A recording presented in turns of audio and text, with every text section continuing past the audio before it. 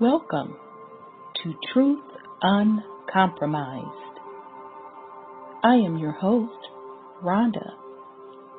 Join us every Thursday at 7 p.m. Eastern Time. Truth is peace. Truth is justice and freedom to love, live, and be.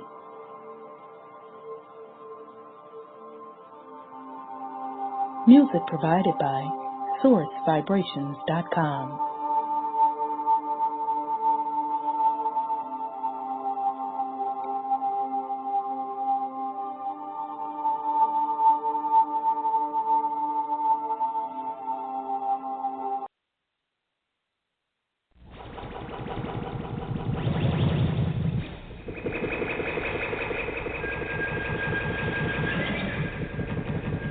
Behold. Hey, Galvin.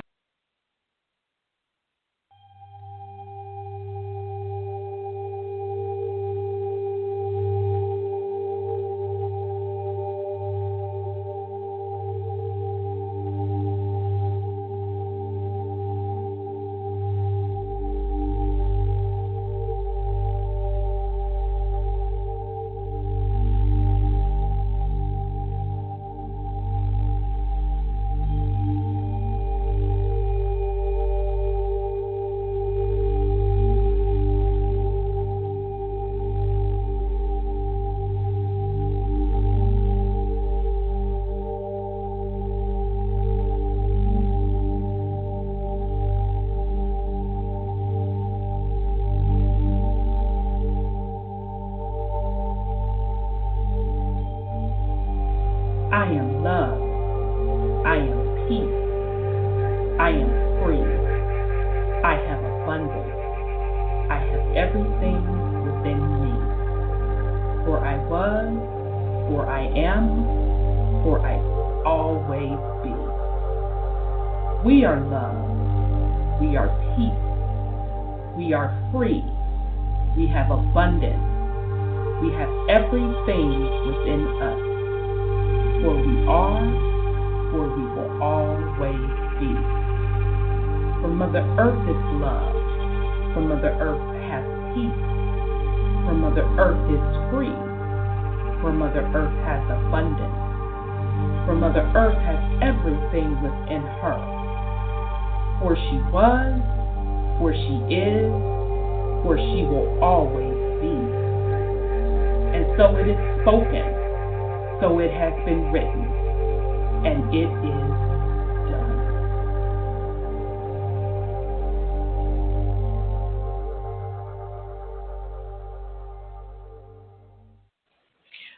All right, family. Welcome to the Truth Uncompromised show. I am your host, Rhonda, and tonight is November 1st. We have a great show planned for you tonight. This show is What's Going On, the Psyops of the Indigenous people.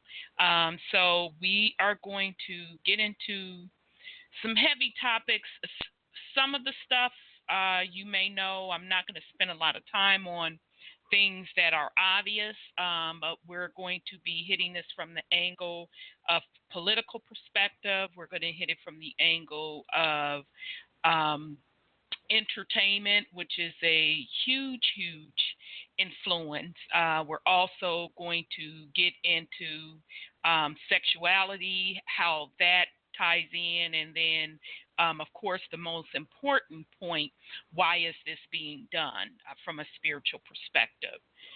So with that said, I'm going to bring on my co-host. Sis, if you're on a line, press star 1 to get in the queue so I can see you. I don't want to assume that's you. Okay, let me bring on Brother Sean. Here we go.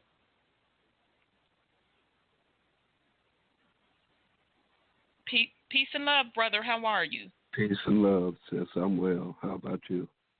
I'm good. It's good to hear your voice. Indeed, likewise. All righty. Let me bring on Sis Sandra. Peace and love, sis. How are you? Oh, fine, thank you, sis. Peace and love to you too, and brother and the family. Man, I'm Peace getting and love. senile. I keep getting to put press star one. That's I don't know okay. why. That's okay. And I never want to make assumptions because it's really three people with that 661. Oh, Yeah. really? So I never want to make assumptions. That's why I always ask you to press one. So, all righty. Okay. All right, family. So, all right. So, how I came about with this topic, it's just so much going on. Every day, there's a new item in the news that is riddled with psyops, and it's tied on the spiritual perspective. And I do want to send a shout out to Sister Cheryl Wooding because she had posted something on Facebook regarding the music industry. If I'm not mistaken, I think it was Sis Cheryl. Yeah. And I had seen the information before, and I'm like, you know what? This is a good time to bring all of this full circle. I'm going to stop because I'm not going to do, for me personally, go head on with the fuckery because mine kind of ties into tonight's show. So, sis, did you have anything that you wanted to share with the family? I just, I see so much of it. I get tired of it myself. Like this psyops of the shooting and the date it was done on and the date today and the date they buried him and what the religion actually says about, somebody dying in the Jewish faith and how quickly they bury people. And then we go back to Parkland, the same stuff that, they're laying out there praying at a ground that was totally flat and nobody was in it. So it's, it's just to keep us in sympathy to their cause, to me. And, and say, oh, they're hurting too. No, they're not.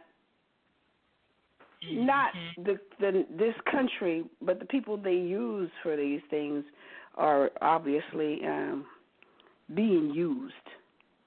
Right. And people think that they are black and not the melanated copper colored that was here when they came. They will always focus on Kanye and what he's saying, and they won't understand, and they be getting mad, and they don't understand that they're being used as pawns. So that's my problem, and I know it's part of your speech tonight, but that's what I see about it. I said, man, what is wrong with these folks?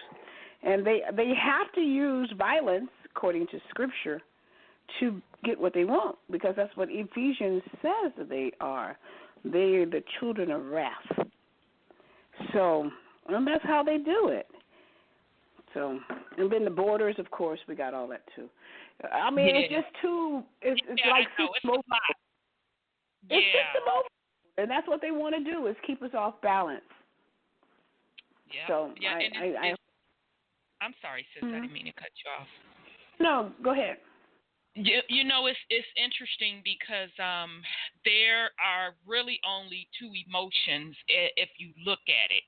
There's fear and love, and one resonates at a certain frequency, which is really a lower frequency, and the other one, love, resonates at a higher frequency.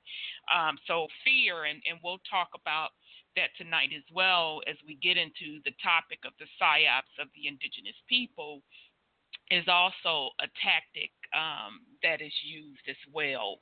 So very good point, sis. All right, Brother Sean, did you have any go ahead on with the fuckery? Yeah. This whole immigrant thing. And them trying to bum rush up in here. I mean, I don't give a flying fuck about what they was going through in their country. All that gang banging you doing to try and get in here and all that shit they doing in Mexico. Why they ain't do that at home? I'm just saying though, they that tough. They fucking up shit all the way to get here. I mean, I'm with Trump on that 14th Amendment crime, that birth citizenship shit. You can't just be born over here and think you belong here. Think that you got rights or entitled to a goddamn thing. All y'all gotta go. Quit trying to come in here. I mean, the people trying to say that they're indigenous to the Americas too. Stay down there in your neck of the woods. You dig what I'm saying? A-Drip said that y'all state down there got pulled too. Right. You know what I'm saying? Fight for your shit down there. We don't need you up here fighting for nothing. Right. All you're doing is fighting us. And you ain't indigenous down there.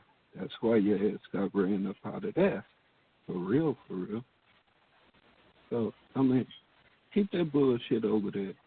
Ain't nobody on that shit. Go ahead on. Stay over there. But Trump ain't fucking with y'all anyway. Cross that bridge and watch what the fuck happens to you. I mean, people can hate on Trump all they want to. But ain't now one of you niggas gonna go down there and stop them son of bitches from coming in here. In fact, you dumb fucks invite them, feeling sorry for them. And all they doing is coming here to take from you. Right. And it's interesting, and thank you for bringing up that 14th Amendment. That was actually, of course, on the list for us to discuss. So those of you that aren't familiar with it, it's been all over the news. I pulled an article with so many. This is just one among the many. This is from the New York Post. Trump vows to end birthright citizen challenge. Sorry, hold on. I open a article in the damn sound. Come on. Trump vows to birthright citizenship challenge to 14th Amendment. Trump said he'll sign an executive order ending birthright citizenship for babies of non-citizens or illegal immigrants born on U.S. soil, an action that could spark a heated constitutional battle. We're the only country in the world where a person comes in and has a baby, and the baby is essentially a citizen of the United States with all those benefits, Trump told Access on HBO in a snippet of an interview that aired Tuesday. It's ridiculous, and it has to end. It was always told to me that you needed a constitutional amendment. Guess what?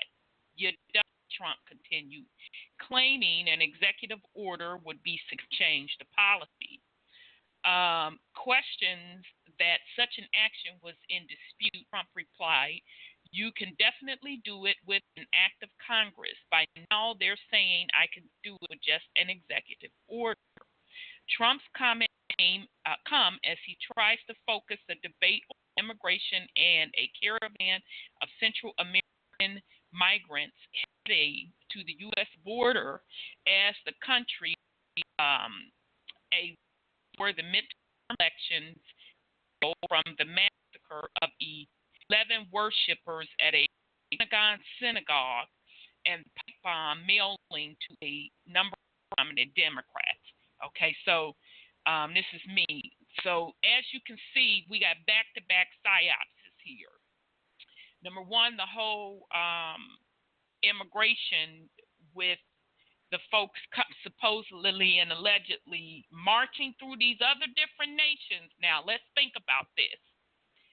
Supposedly they left Honduras, and they're marching through South America, so meaning they got to go through different nations. Supposedly they on foot, okay, and getting rides in between.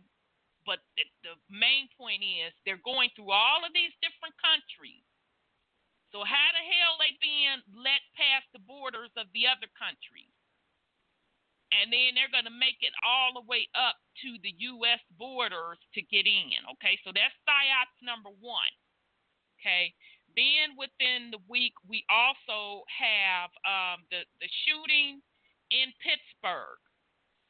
Okay, 11 worshipers. The number 11 represents manifestation.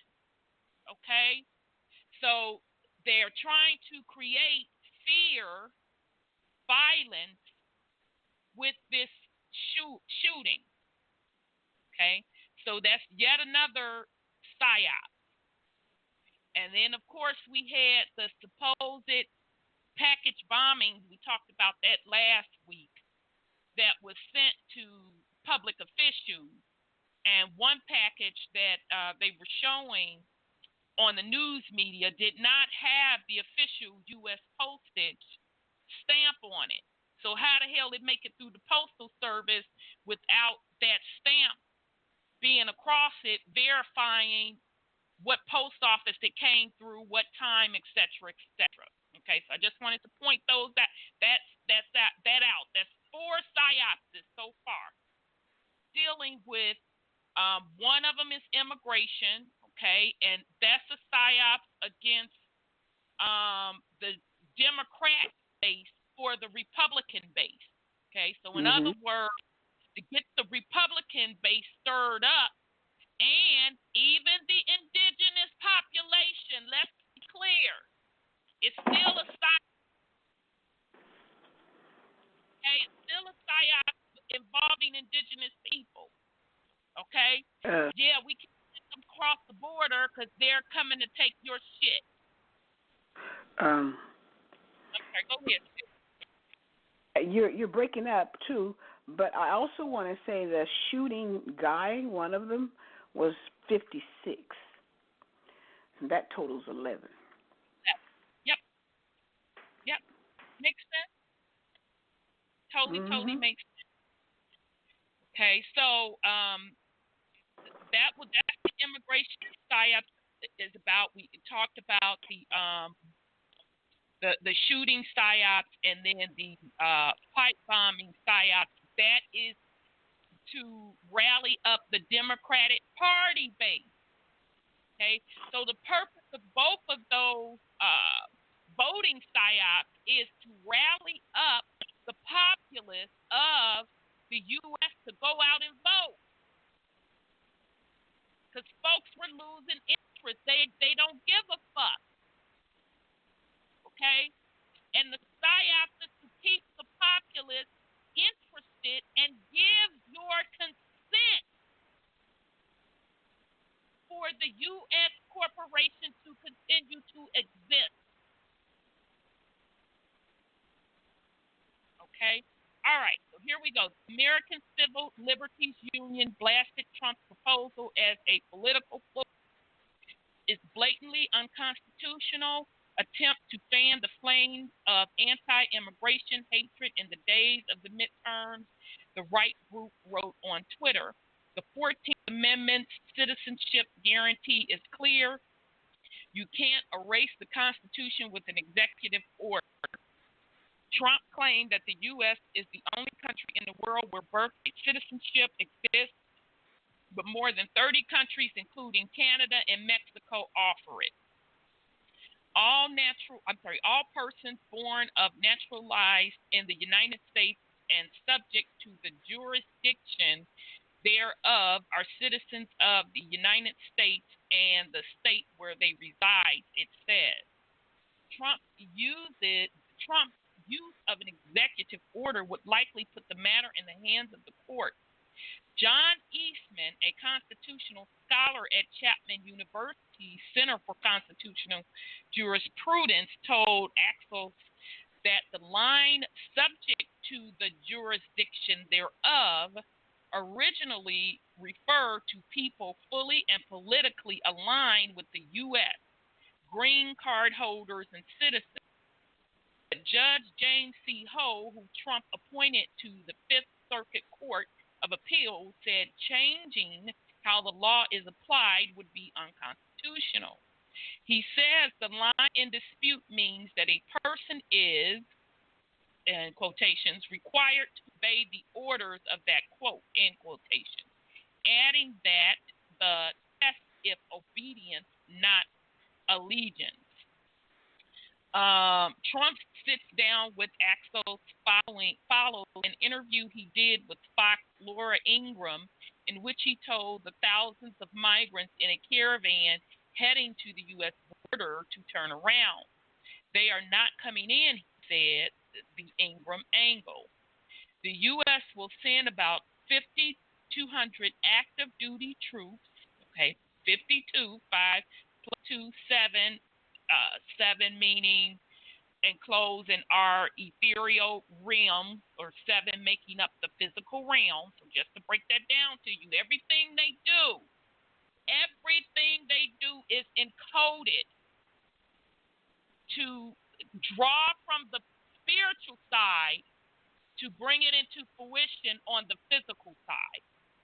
Okay, and we're going to get into also some of their worship and using sacred magic to control and run this realm as well. Okay, so the U.S. will send about 5,200 active duty troops to harden the border, the Pentagon announced on Monday.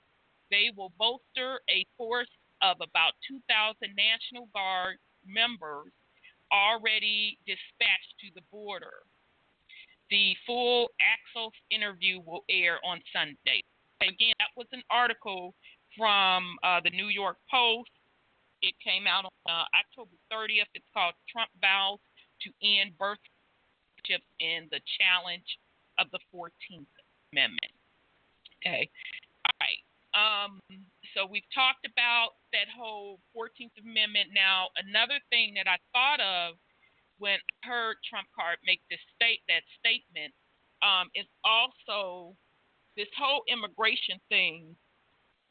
I've been talking about this going on 2 years now, and I told you all when it started in South Africa, when the South Africans kicked out the white farmers, basically told them this is not your land. They confiscated land, and South Africans had to get the hell on. I told you that the immigration debate was going to come in the Americas, and specifically was going to be talked about and dealt with in our particular borders as well. Okay, and if you pay attention, it's also happening in the UK, where the UK sent, I think it was Jamaicans, if I'm not mistaken. I can't remember if it was Jamaicans or Haitians. That they made the Jamaicans and the Haitians go back to their native land after they had given them citizenship. Okay, so in the short-term solution side, it is definitely about rallying up the base to get people out to vote.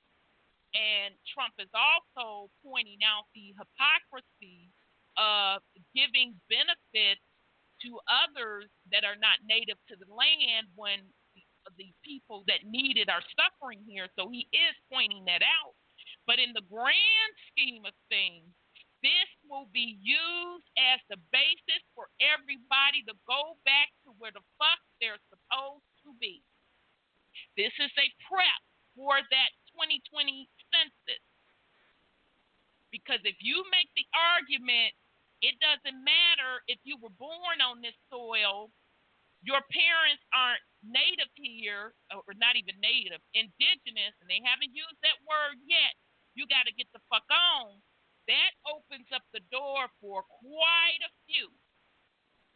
Okay, so just pay attention to what's going on with the immigration. So it is a bigger thing being put before the public. Okay, so I'll pause in case somebody want to put something on that. If not, I would like to say something. And sure when you thing. talk about the 14th Amendment, when they first voted on that back in the 1800s and stuff like that, there wasn't enough states voting to ratify that. So it wasn't ratified. That's one of the things that we fall under is the 14th Amendment for the voting rights and all that kind of stuff. So here I'm reading Google, and they said that the 14th Amendment was re-ratified by the states in 2003. And that's all the states that when was it first introduced? 1868. And they didn't have enough states. Matter of fact, they did it. I think, if I recall it, they did it while the Senate was on break, and there was not enough. Yeah, there was not enough states to ratify. So now they say because New Jersey and and Ohio re-ratified the 14th Amendment in 2003, then all the U.S. states that existed during the Reconstructions have ratified the amendment. Now, does that make any sense? No. They have to. It doesn't make any sense. It's not even legal because you have to take a recount of everybody to ratify the 14th Amendment, and that's why we have this Voting Rights Act that we have, because it's against us for us to vote. It's against every American to vote because the 14th Amendment is a foreign amendment. It's not part of this country.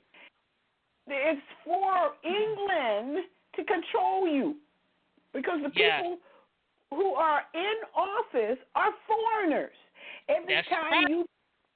Every time you become an officer or a politician or somebody running for office, you lose your citizenship and become a foreigner to this country. And these people who are lawyers take oaths to the bar. The bar is England. They are not American. All these attorneys are foreigners. All of them. All the senators are foreign.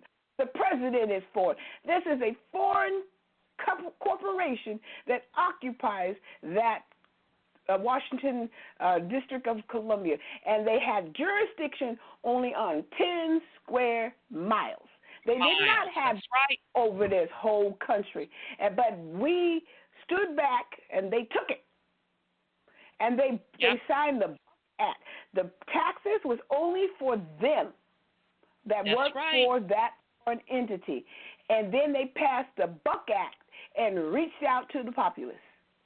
And every time they take over federal lands, they're getting deeper and deeper into the country. Yep. Indeed, so, sis. I don't know. If you want to fight it constitutionally, I think Trump is going to win because they did not ratify the 14th Amendment, and 2 states re-ratifying that does not make it so. Right, and you know, it's interesting, and thank you for bringing that up because you remember when Kanye had came out and he was talking about that 13th Amendment and slavery, and he was really pointing out the second part of that they're saying that if you are incarcerated, then they basically have a right to treat you and use you as a slave. Right, right. So a brother, shout out to Brother AC, he had put on my Facebook post that was also talking about folks. He told me to go look at the 14th Amendment, and it was talking about, just as you mentioned, about folks that are really not supposed to hold any office position because that's beholding any title of nobility. Let me get it right so you all enter and understand what I'm saying. Title of nobility. Okay, so meaning they got them esquires behind their name and all them motherfucker initials. That is labeled as title of nobility, and which is beholden to the crown. That's right. Okay, so it should not be going on. So even within the constitutional system And that document that they so claim is so precious that they go by, but which, by the way, still does not apply to you as an indigenous person. Well, it does it not. applies to them. That's right. Foreigners who were on the land just to conduct commerce. But well, you know, it says it in the that. I'm sorry. Go ahead on, sis. It says it in the Constitution that anybody born of African descent can never be a citizen of this country. So how are you a citizen and never at the same time? It also says that Indians don't have the right. Indians. So how are you a citizen? And you guys thinking everybody gave you the right. They gave you a right to enslave yourself. That's what it's all about. Right. Absolutely. And you have to learn the Constitution. If you don't learn the Constitution, they're going to run over you with it. And Trump and that, what's his name? The VP? If they go and get them people out of here based on the truth of the 14th Amendment, they're going to get them people out of here. Right. And if you... I'm sorry, go ahead, Brother Sean, because I know where you're going, but go ahead. It was never enacted into positive law, for one. For two, don't none of their documents mean shit. Nothing. Nope, not to us. If we gonna talk about paperwork, the paperwork that they're supposed to be following now is ADRIP. Point blank, period. The United States Corporation is one of the states mentioned. It's not Ohio, California, none of that stuff like that. So even if people were to try to apply ADRIP or educate them that they're supposed to be following ADRIP, all these claims would be on the federal level. Mm-hmm. But considering they're a bankrupt corporation, all the treaties and contracts or whatever that they signed in the past died with the last motherfucker that had a signature on there. So ain't none of that shit ever apply to us anyway because we ain't signed nothing. And we're not going to sign nothing. They already know. They telling their people who we are. We broke all this down doing ADRIP. I mean, it's right there. The gig is up. They already know it's up. They gonna keep doing them, but a paper trail gonna show. Look, I showed these dumb motherfuckers. I told them that was on them. Even though in there it tells us and tells them that they ain't supposed to be trying to involve us in shit anyway. They supposed to just leave us all the way the fuck alone. Yep.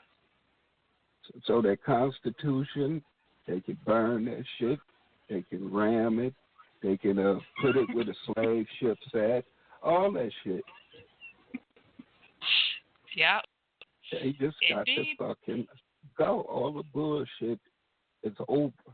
Ain't no time to be politically correct. Ain't nobody playing politics. This war, and they got us playing politics. Killing us. They got these monkeys that they call fucking politicians putting on the goddamn show while they got their goon squads out here killing us. Right. And that's a psyops. That's a psyops against the indigenous people, putting the falsehood out there that they are part of a corporation and a document that never was meant for them. And a psyops for the indigenous people to give your motherfucking consent to be a part of it. And it's not just here in the Americas. That's across the planet, period. But it is against the indigenous people across the planet. And they use the spell, and we've talked about this, they've used the spell of language and sacred science and symbols to keep a spell on the indigenous. to allow them to control. And in the process, the indigenous people are giving consent. Now, interestingly enough, I'm minding my so-and-so business. Tired of the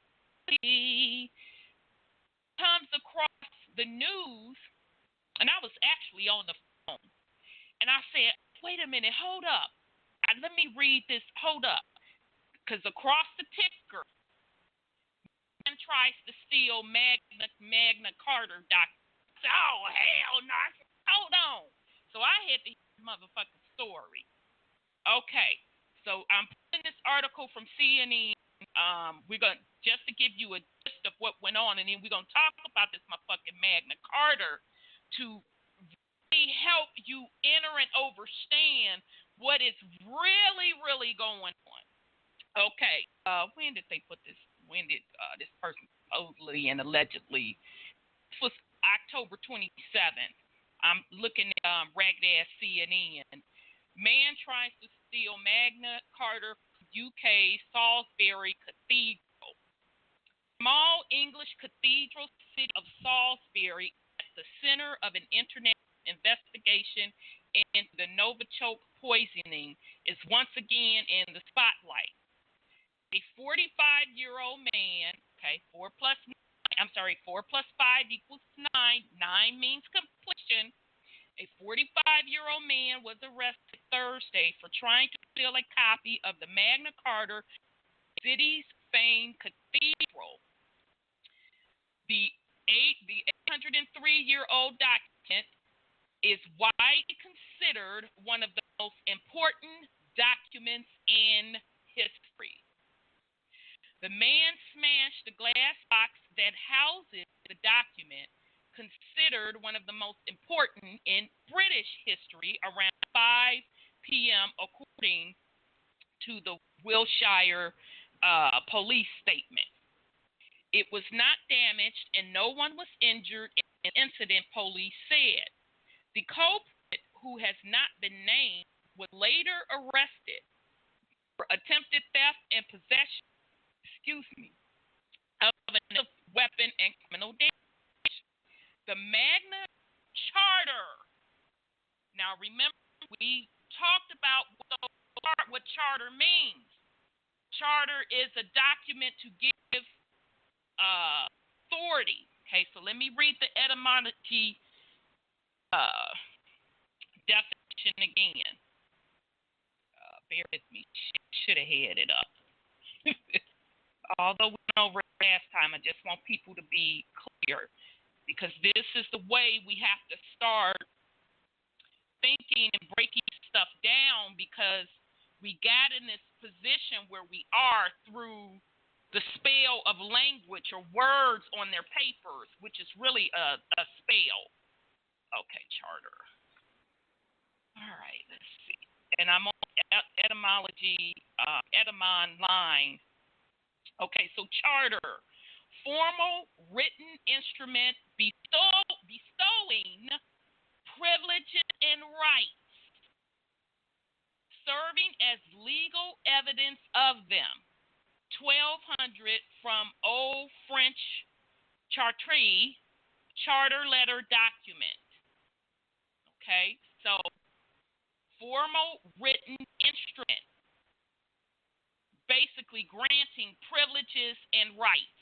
Okay, so that's what this Magna Carta document is. All right, and please note that every state has a charter that is issued.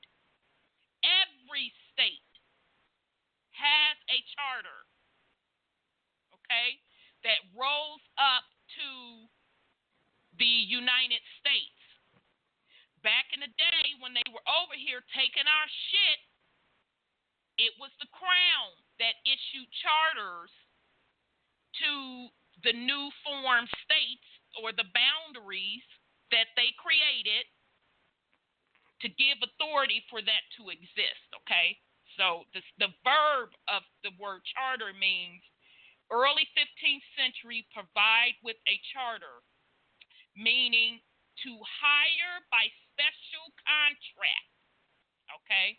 All right. So I just wanted to make sure that we're really aware of what a charter means. Okay. So the Magna Carta or Great Charter was a peace agreement intended to stop an English rebellion against King John in 1215, giving rise to an alternative to government by absolute power. It was the first document to put in writing that no man, including the king, was above law. Okay, so now let's also remember King John was a melanated man. All right. The edition held in Salisbury Cathedral is one of 4 remaining. It is handwritten in Latin, the language of all official documents of the period, on a single piece of calf skin. The other 3 surviving copies are held by the British Library and Lincoln Cathedral. Now, before I go on, I just want to point out that it being written on calf skin is also a seal of a ritual. Because when you are creating a ritual or a spell, type of paper that you write on is also very, very symbolic. Okay. Now, the calf is a symbol of the Catholic Church or the Vatican. Okay, so I just want to point that out as well. All right.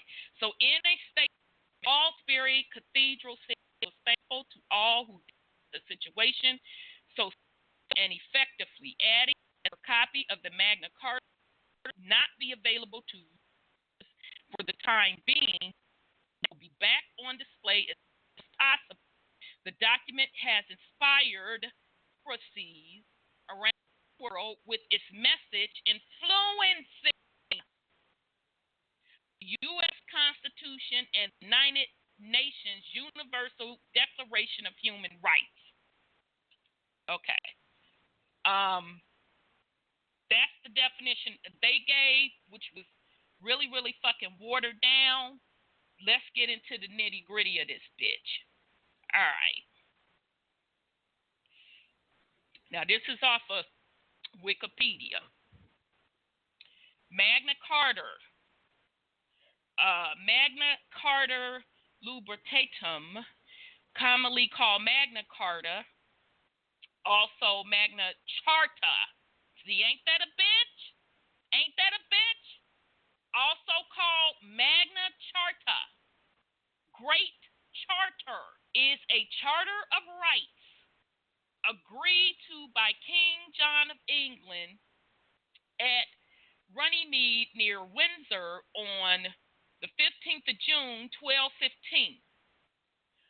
First drafted by Archbishop of Canterbury to make peace between the unpopular king and a group of rebel barons.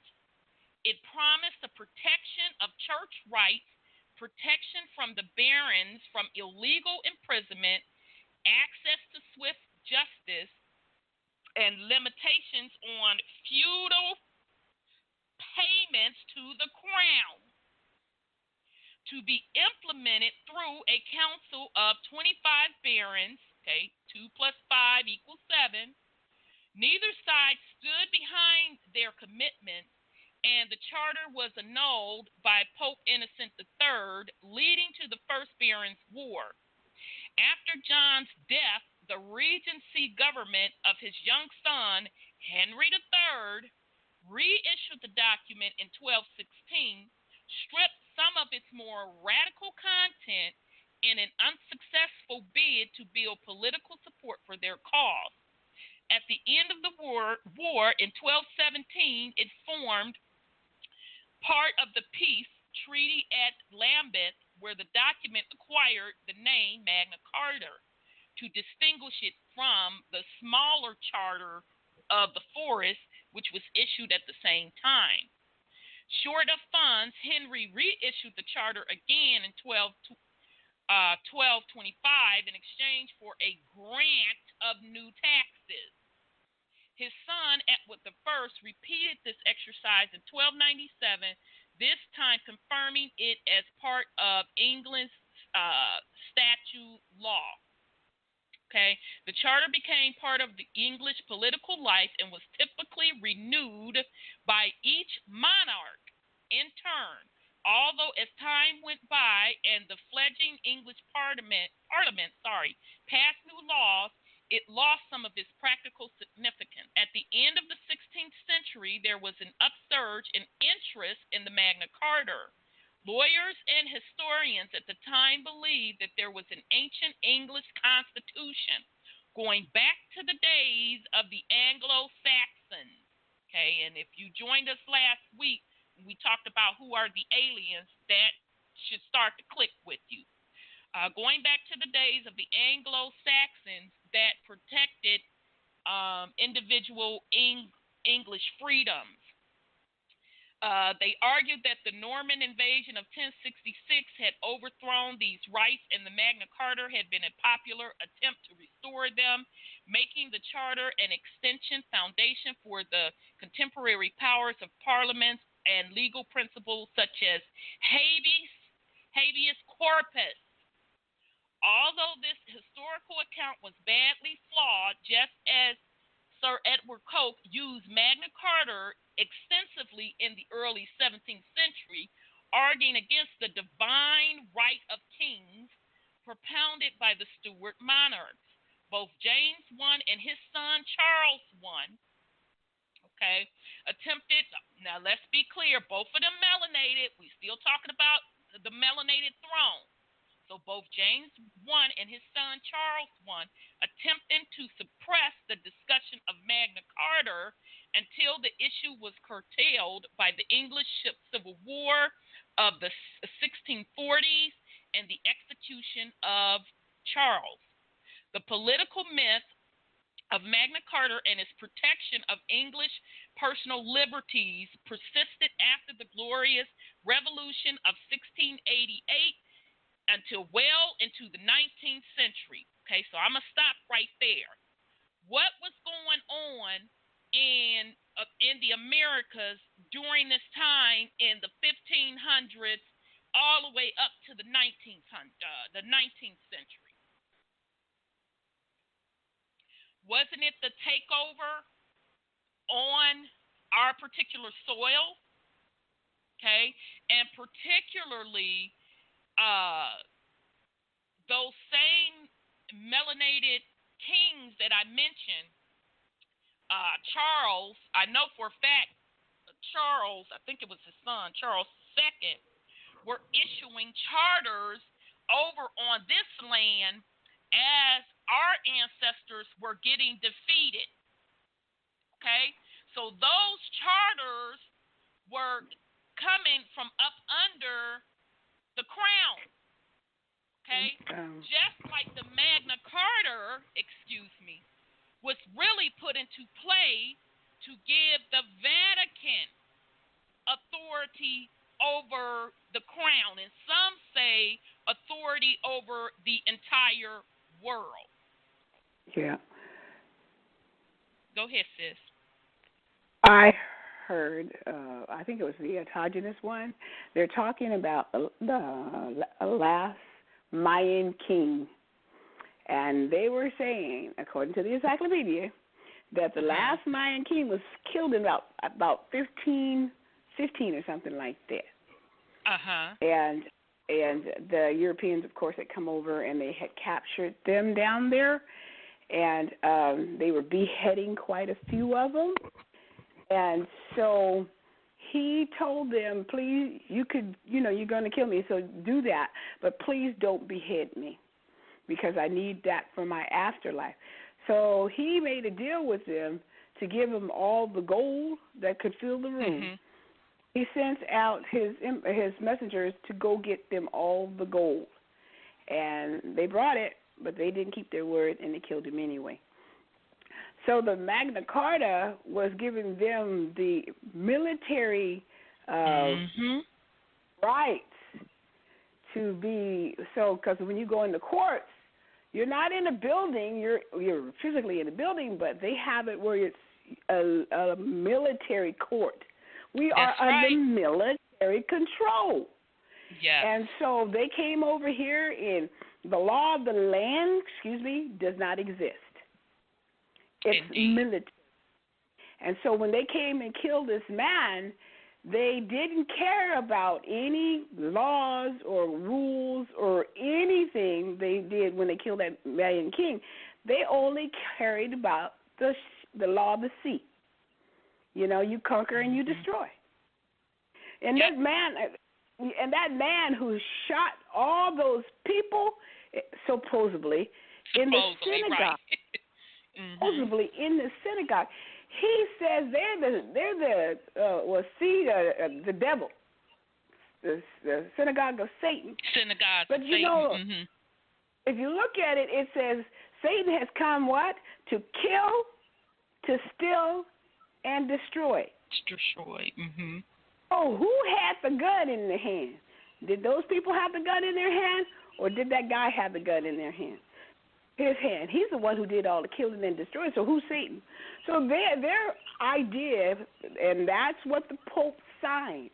So when they sign on animals, and they sign the Dam Diversis on out of human flesh, somebody's back. And that's a ritual they perform out of blood sacrifice to get work. It's a blood sacrifice, because you got your back stripped of skin, I doubt seriously if you're going to live. It's back in that day, anyway. Right. Anyway, that's that Magna Carta and the Dam Diversis and all that kind of stuff. And the people only fought the king because they pretended that the people here had abandoned their homes, so they were stealing the homes in England and their wealth in absentia because of the people who sailed over here. So for our people who got into these wars trying to help the Brits that were here stealing our land, like Washington, they were helping them keep their property in England.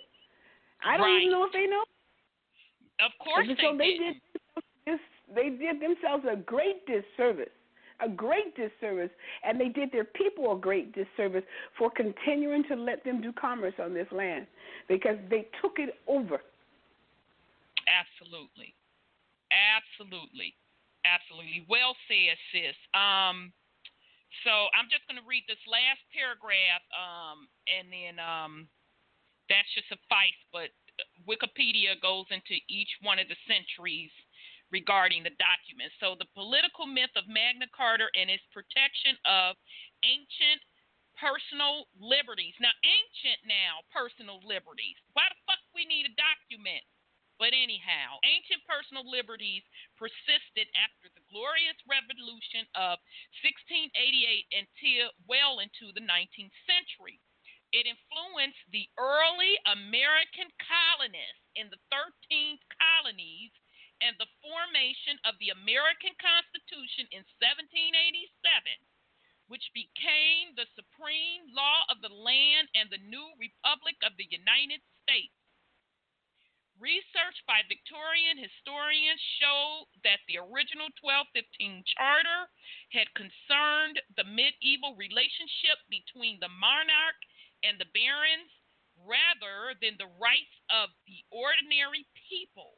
But the charter remained a powerful, iconic document even after almost all of its contents was repealed from the statute books in the 19th and 20th centuries. Magna Carta still forms an important symbol of liberty today, often cited by politicians and campaigners, and is held in great respect by the British and American legal communities. Lord Denning described it as the greatest constitutional document of all time, the foundation of the freedom of the individuals against the arbitrary authority of the despot. In the 21st century, four exemplification of the original 1215 charter remain in existence. Two at the British Library, one at the Lincoln Cathedral, and one at Salisbury Cathedral. There are also a handful of subsequent charters in public and private ownership, including copies of the 1297 charter in both the United States and Australia. Okay, so there again, when they went over to Australia, fucking with the indigenous people on that land, taking over, they did it with the pen and violence.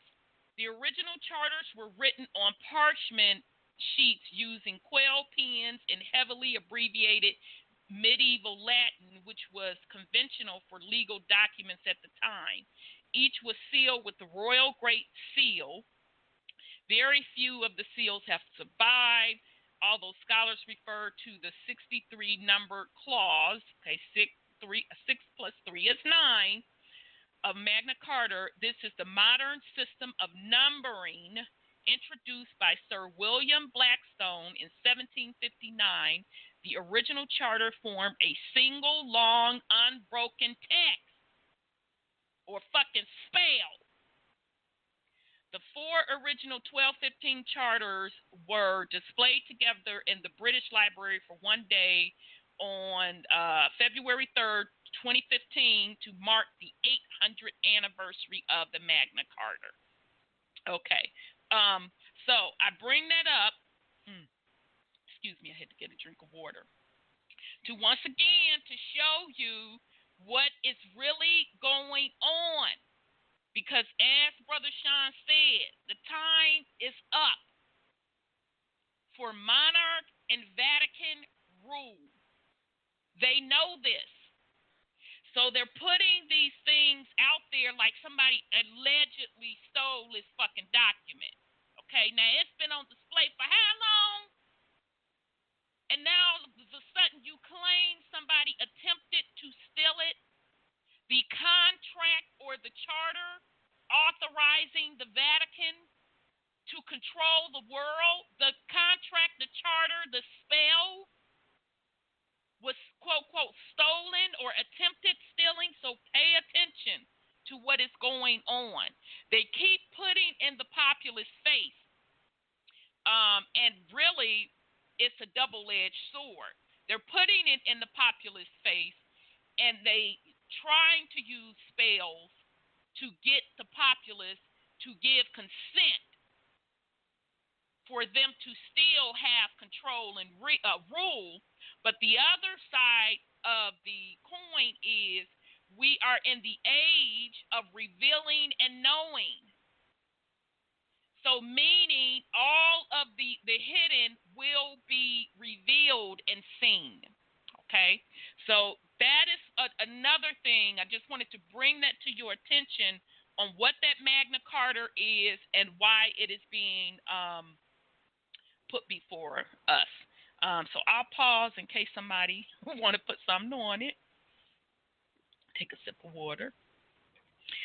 Okay. Now the other thing, I'm sorry. Go ahead. Go ahead, Brother Sean. Also with that Magna Carta thing, they was getting their ass whooped, so they was trying to get mercenaries from anywhere and everywhere. And with that papal bullshit, they was coming to slaughter in the name of Christianity. If we didn't convert to Christianity, then they had the right to kill us and claim the land. Yep. Or so they thought. Yep. But for them to try and draw up paperwork, which, as you said, language being a spell and everything, on land that they stole, colonized, and they don't hide the fact that they did it. So that's true. Again, all this paperwork is just evidence of a crime. It's nothing that's lawful. Just evidence of crime. Right. But bottom line is, what we gonna do about it? They got and a all the well-documented evidence crime. in the world. Right. They didn't set up there and documented every goddamn thing they did to us. and people running around confused and thinking that they are goddamn friends. But they set up and document every goddamn thing they do to us. Yeah. They studying us. Yeah. And they document everything they do to us, and people think that they are friends and still want to be all lovey-dovey with them and lay up with them and all this type of disgusting stuff. And the fact that folks are giving their consent, you know what I'm saying, and then pissed with us Indigenous that say, get the hell out my face with that bullshit. Don't come to me with no goddamn voting. Okay? Don't come to me telling me that I am from the coast of Africa. Don't come to me with that bullshit. So this is the Psyops that has been put upon the Indigenous people. But as Brother Sean pointed out, it ain't like this shit is no secret, because it's well documented what they did and what they continue to do. Because disclosure must be given. So it is up to each individual to be aligned with the higher frequencies to see through the matrix, to make sure that you are not under any spell, and or to break spells, and especially the spell on yourself and on your bloodline. So very, very good point. And just another thing on a psyops that they're putting into play, and we talked about this last week, and sure enough, Brother Sean sent me a video where this sister is talking about that whole the Ghana citizenship. So meaning the Ghana is granting us Indigenous melanated Americans citizenship there. Okay, and so this particular sister is breaking it down on the YouTube video, and it's only 6 minutes long. The U.S. is kicking Black America out, and it's by a sister, the Judean McShyla. So I'm going to play that. We're going to come back and chop it up because there is an associated legalese, so not lawful legalese that's attached to this as well. So let me play this. Damn it, I had this. Oh, there it is. It's only 6 minutes, family. Here we go. Y'all, guess what? Okay, I'm feeling like the female version of James Bond right about now, like Jametta Bond or something, okay? Because this whole HR 1242, I'm sure a lot of you have heard about this already. It dropped somewhere, I think the beginning of 2018, where Trump signed this bill saying that they're going to commemorate African Americans, you know, for their achievements and for commemorating the 400 years of them being here as slaves, or should I say there. I'm in Africa right now, but they're in America.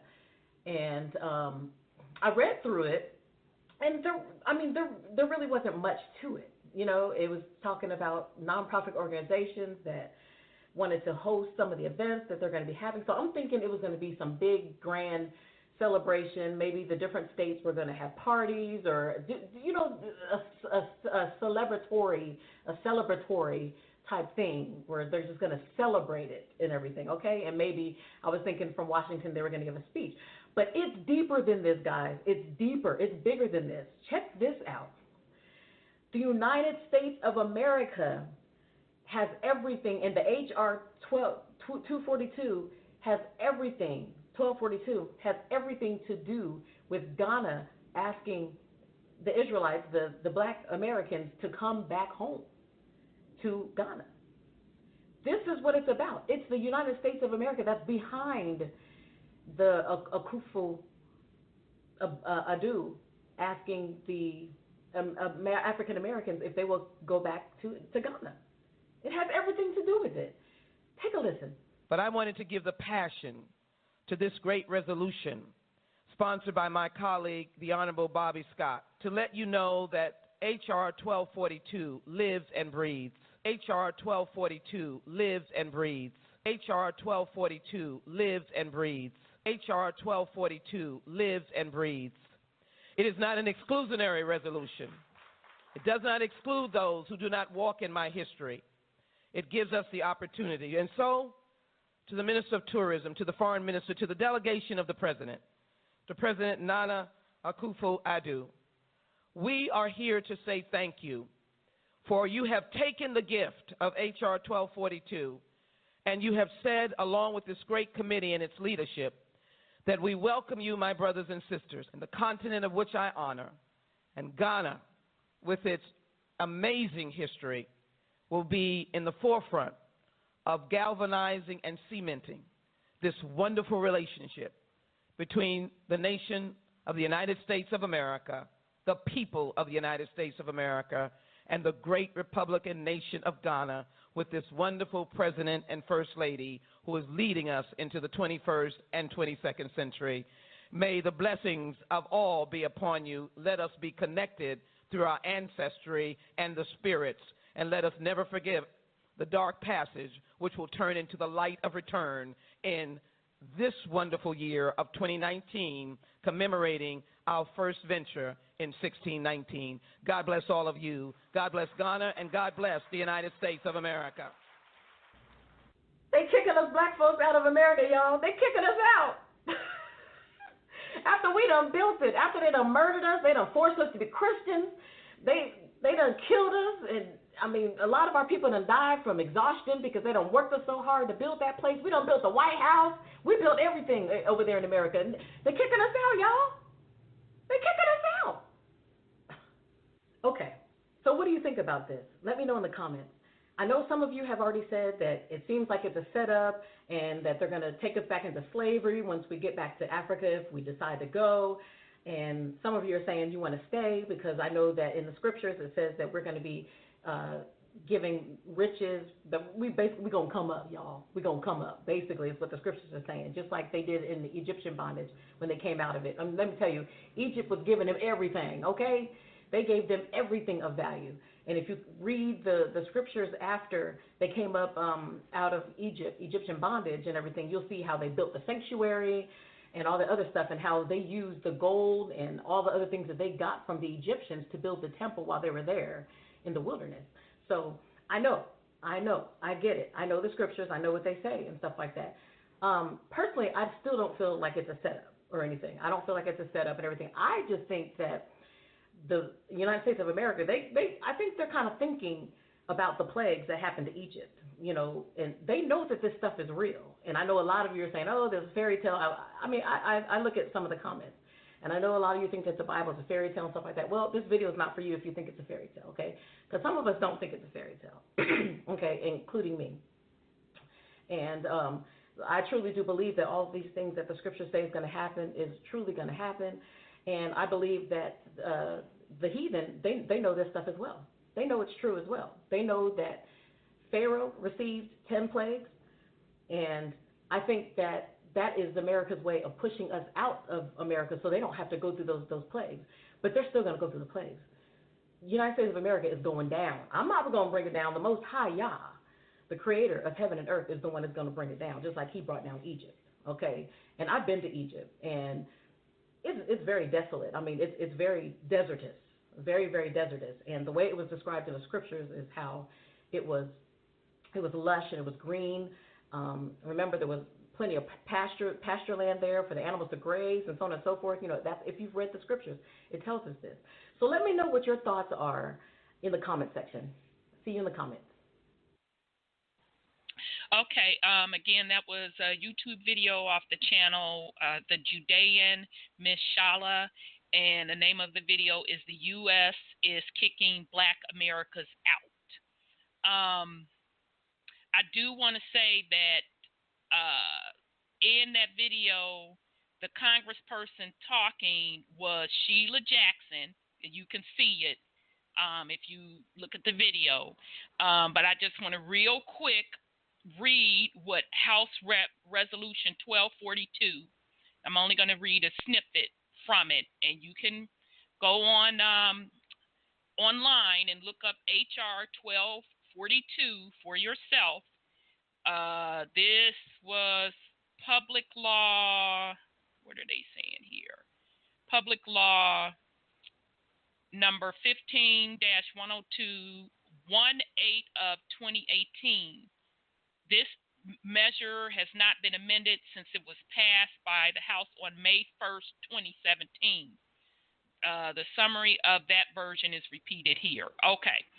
400 years of African American History Commission Act.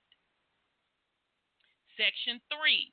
This bill establishes the 400 years of African American History Commission to develop and carry out activities throughout the United States to commemorate the 400th anniversary of the arrival of the Africans in the English colonies at Point Comfort, Virginia in 1619. Commission must plan programs to acknowledge the impact that slavery and laws that enforce racial discrimination had on the United States, encourage civil, patriotic, historical, education, artistic, religious, and economic organizations to organize and participate in anniversary activities, assist states, localities, and nonprofit organizations to further the commemoration, and coordinate for the public scholarly research on the arrival of Africans in the U.S. and their contributions to this country.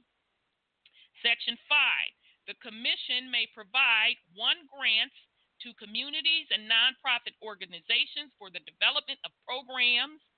2. Grants to research and scholarly organizations to research, publish, or distribute information related to the arrival of Africans in the United States. And 3, technical assistance to states, localities, and nonprofit organizations to further the commemoration.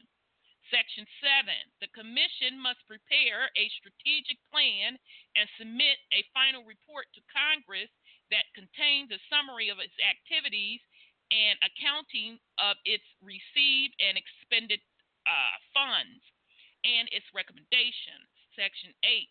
The Commission shall terminate on July 1st, 2020. Section 9. All expenditures of the Commission shall be All expenditures of the Commission shall be made solely from donated funds.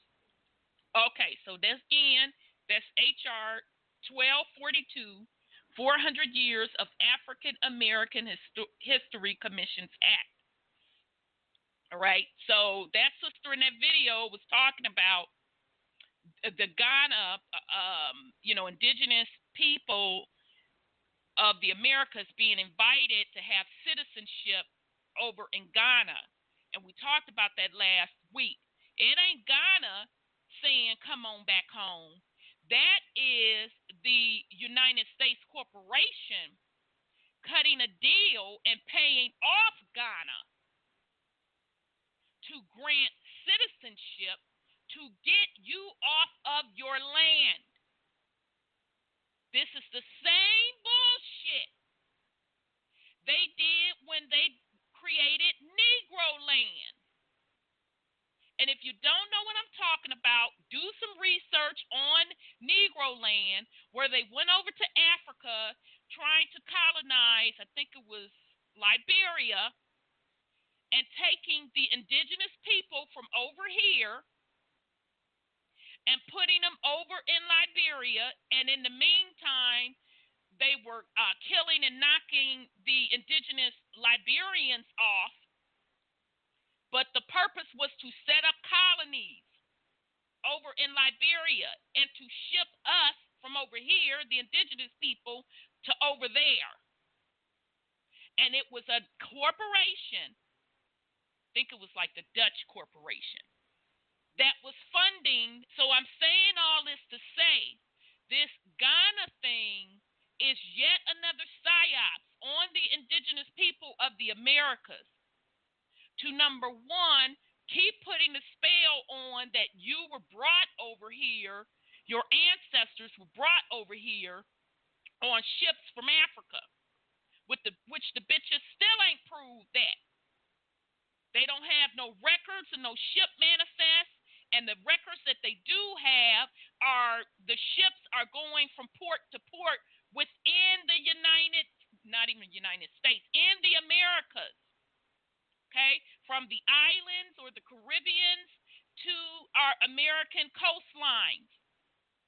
That Virginia port was not bringing Africans in. It was bringing people from the islands, from Cuba, from Haiti, all of those different islands. And then they would, some of the indigenous people on our particular lands and bring them over to the islands. But they do not have documented proof of the millions that they claim that came over here from Africa to be enslaved. As a matter of fact, they even outlawed it in the 1800s. So their numbers don't add up, and they don't have documentation to back that up. But yet, they instituted a resolution to commemorate 400 years of African slavery and to give the option for you to go back to your supposed and alleged homeland, Ghana. Okay, so pay attention to what is going on. This is all in the guise because the gig is up of land. But if you give your consent to go somewhere where you're not indigenous to, then that's on you. But we're putting this out there so you can enter and understand what is really going on. So I'll pause in case either Sis or Brother Sean, you wanted to put something on it. Yeah.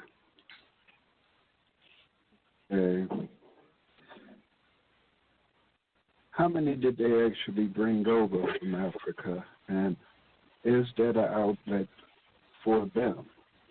And does the term African American apply to pale skinned people also who have come over here from Africa? Yep. That's a very good, damn good point. Mm-hmm. I mean, with the 2020 census, everybody gonna have to be specific about it as far as where they come from. So yes. I mean, there's many of them that came over here and got doctor's degrees, this, that, or the other, and became full U.S. citizens. Then now they got to reclaim their original nationality in order to go back home. Yep. Well, I mean, there's levels to it, and they working it. You know. Yeah. Go ahead. You know, I heard it was 2000. They landed off of a Dutch ship in 19 or whatever, and we were 112 million strong when they first got here. So there was 112 million American indigenous people, and only 2,000 of them. And they tried to get them to rape us so they could, the men, to spread their seed among us. I think I read I heard a documentation of their, they were in Maine in that area up in there, and that was in 1883. They wrote all that stuff about how they brought them, and that's when reached, you know, to the not 1883. That's the Sundry Act, when they were trying to separate out, because when they first brought them here, they was trying to get them to rape us. And some of them got the title of Negro. Some of the Moors, the ones they brought here, the 2000. So they got when we were talking about last week, they got that Negro title, and then they wanted the white title instead because they were Moors and stuff, and they didn't want to be called Negroes, so they didn't want to get us mixed up because they couldn't tell the difference. Between So the everybody two, yeah. got bumped into that Negro stuff. Yeah, but I heard it was just 2,000. So out of the 112 million of us that's already here, that's kind of bad. I mean, how can you even quantum take 2,000? That's like not even a drop. Right. But yet we all, I'm black. Like I was speaking to some relative of mine. I'm black. I said, well, who told you that? I'm not. You know? Right. You right. know, so people are bought into that propaganda. And it is propaganda. It's brainwashing. They use the music. You're going to get to that. They use the music, clothes, and they use the foods and culture to brainwash you into believing. That movement was started by the European in the 1800s to make us believe we came from Africa. And then that didn't work. So in 1960-something, they started putting it in the schools. Sure did. And that lady starts with a W. What's her name? Wesley. Her and some Du Bois. Yeah, Cressley. Yeah, Francis. And Du Bois and all of those melanated people start teaching our people them lies. And the European, it was three of them, I think it was, who started that movement. What they call that stuff, brother? You know what I'm talking about. What the Sonetta teaches. Afrocentric. Yeah, the pro-Africentric. Yeah. Yeah, that's who started that. They go in, Sonetta and those people are getting paid millions of dollars to lie to you. They get paid millions to tell you from Africa, that pro-Afrocentric stuff. They made me in college take that African American studies. I was so mad I didn't know what to do with myself. I just sat there with my arms folded because I had to take it to get out of college. Right. Because that's mandatory. They mandatorily tried to brainwash us into being proud of being African. And I said, right. Ugh. Right. So, anyway. Right. Well, and it's interesting that you bring up, society and them pushing Afrocentric agenda. It's videos floating around on Facebook because you know how he goes out on the streets and talk to people. I don't know if the debates are set up that way or if he's stopping people on the street. Don't get me started. I don't follow him, never did follow him. But it was a debate on whether or not we were African. And I just kind of chuckled because his stance is not all of us are from Africa. So I literally had to go back and listen to the video again. I'm like, oh, okay, so now your stance is not all of us are from Africa, but we were in hot debate with and calling the other ones agents and coons that have come out to the forefront with their work proving that we are indigenous to the land. So, just put that out there. I don't know how old that particular snippet is, but it is floating around Facebook where it's now saying that not all of us are indigenous to Africa. And one of the person that was still with that stance, it was two other brothers that came with their receipts, they slash facts, they slash truth, pretty much proving the fact that we are indigenous to the land. Okay, so I did want to put that out there. Okay. Just to show you how the Psyops runs deep, again with identity, and when I speak of identity, it's deeper than a nationality. Again, what I would like for the family to get out of all of this is recognizing what a Psyops is, recognizing how it is being used or attempting to be used against the indigenous people. And then number three, to enter and understand that it is being done through language, because language carries a frequency. Okay? It carries a frequency when it is spoken, it carries a frequency when it is written, and even the individual letters themselves can be translated into a number which is associated with a frequency and a sacred symbol geometry. Okay, so here we go. This my magazine. Where the hell? What date? Okay, February 9th of 2018.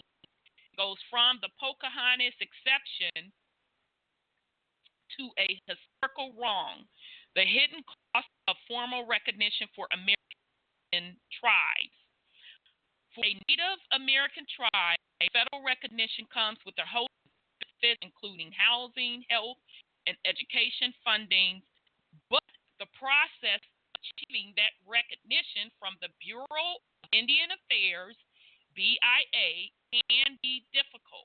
Okay, and so I'm just going to pause right there, because when we did the series on ADRIP over the couple of weeks, we told y'all the Bureau of Indian Affairs had, so if it is incorporated, it's not sovereign.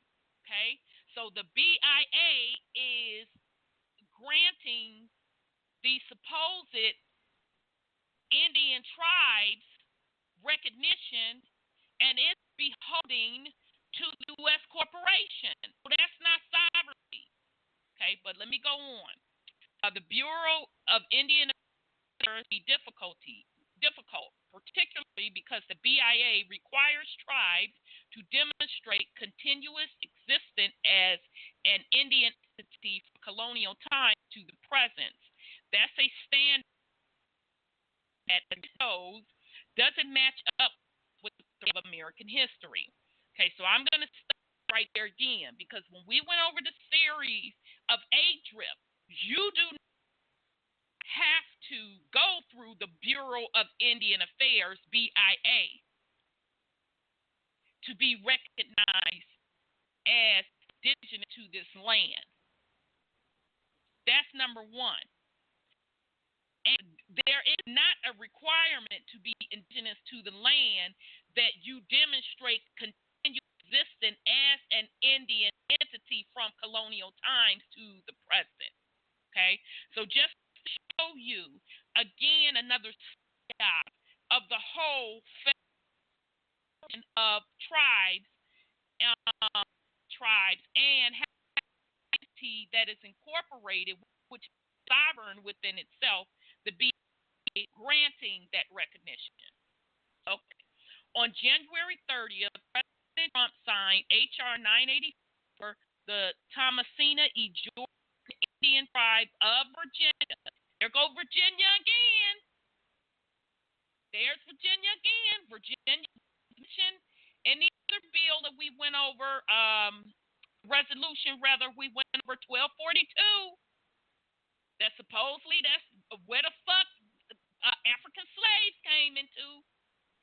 Okay, so Indian Tribes of Virginia 17, which granted federal to 6 Virginia state recognized Native American tribes via a special act of Congress rather than through the usual BIA process. The recognition that members of the 6 tribes have achieved sovereign, albeit limited, status. Virginia Senators Tim Kaine and Mark Warner held the bill and have cited a historical wrong. That's the story of federal recognition for those six tribes, and forgive me if I'm pronouncing these wrong, Chickahominy, the Eastern Chickahominy, the Upper Mattapony, the Rappahannock, Monacan and Nasaman also show that at least one particular historical wrong remains unaddressed. The story illuminates a central Indian recognition is managed on the state and the federal level, as it is based on a pragmatic idea of racial purity. The history, behind the idea purity specifically requires the demonstrable absence of American ancestry. Goes back to Jefferson. His politics became the cornerstone of Virginia and federal Indian policy, which poisoned Black Indian relations and divided the families of those who struggled to maintain an Indian identity by seeking formal recognition. So that's on themselves. They telling on themselves.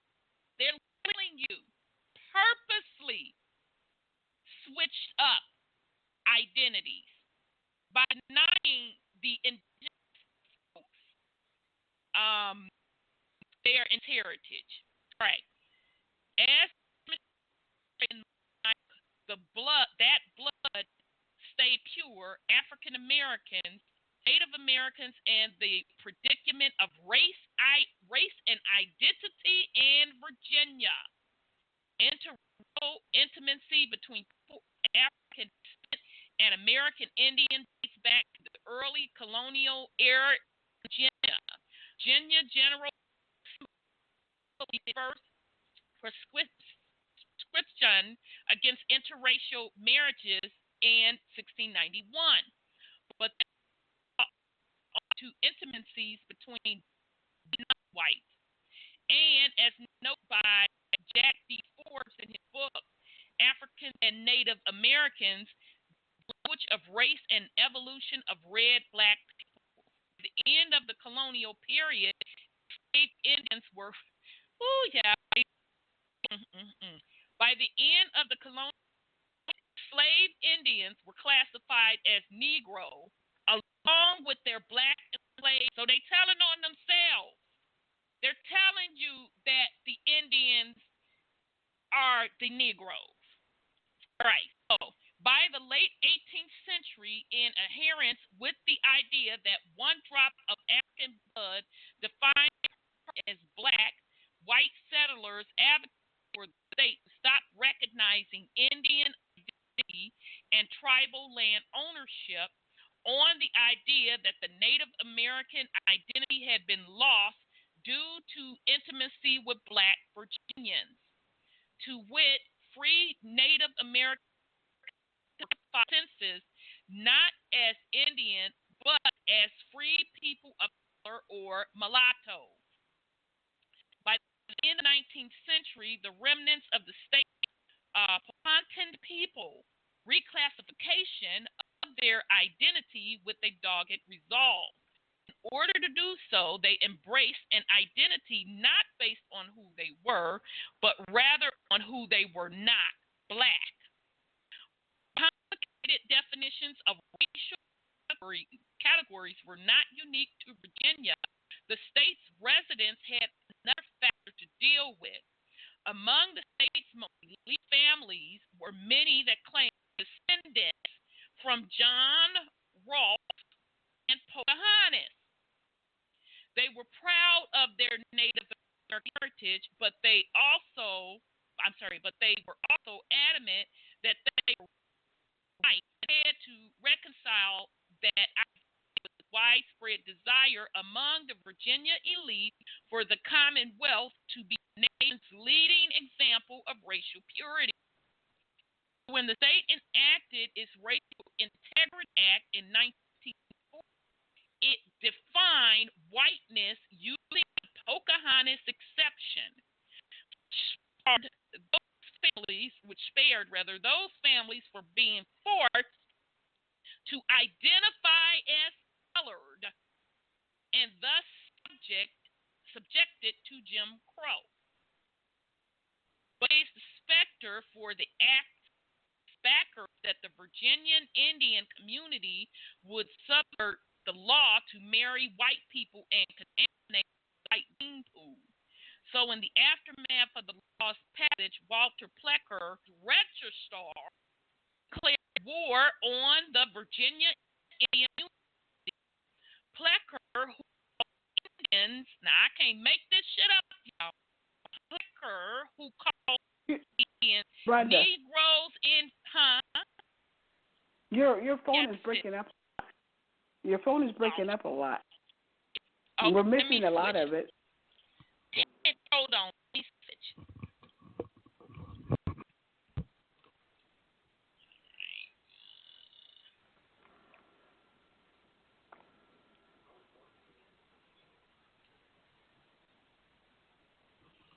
Okay, can you hear me now? Yes. Okay, so what part did it start sounding funky at? All the way, but it was the whole thing. But yeah. What you say, you Brother left Sean? off on plaque. Now Virginia, there's an echo. Yeah. Yes, echo. Yeah, that's that other line. Let me see. That's my bad. I have to kill it because I went from. No, it shouldn't be echoing. Now, Placard was the. I remember him in that the Virginia record keeper. You were talking about him before I stopped. Yes. Okay, I think I know where the echo is coming from. Okay. Yep, that did it. Okay, cool. Okay, so let's get on his motherfucking stinking ass. Let me go back. But this raised the specter for the axe backers that the Virginia Indian community would subvert the law to marry white people and contaminate the white gene pool. So in the aftermath of the law's passage, Walter Plecker, Virginia's vital statistics registrar, okay, so anybody that knows when you hear vital statistics registrar, that's dealing with birth certificates, all right, declared war on the Virginia community. Plecker, who called Indians Negroes in feathers, sought to obliterate the Virginia Indians using what many have called pencil genocide, disallowing the use of the term Indian as a racial designation on government documents. In the same period, the Virginia Indians found a steadfast ally in anthropologist Frank Speck of the University of Pennsylvania. Speck spent 3 decades among the Powhatan tribes and became a fierce advocate for their formal recognition. In his monographs about the Powhatan tribes, he significantly downplayed the historical kinship ties between blacks and Indians, and these tribes were distanced from other Indian tribes and the state's black population because they had only intermarried with whites for nearly 2 centuries. Hence, Speck certified that the Powhatan Indians were racially pure. During the 1930s and 40s, Speck lobbied the Federal Census Bureau to classify members of the Powhatan tribe as Indian, despite Plecker's strong opposition. The 1940 battle was a draw as the Bureau decided that the designation would be permanent, but with an asterisk to indicate racial uncertainty.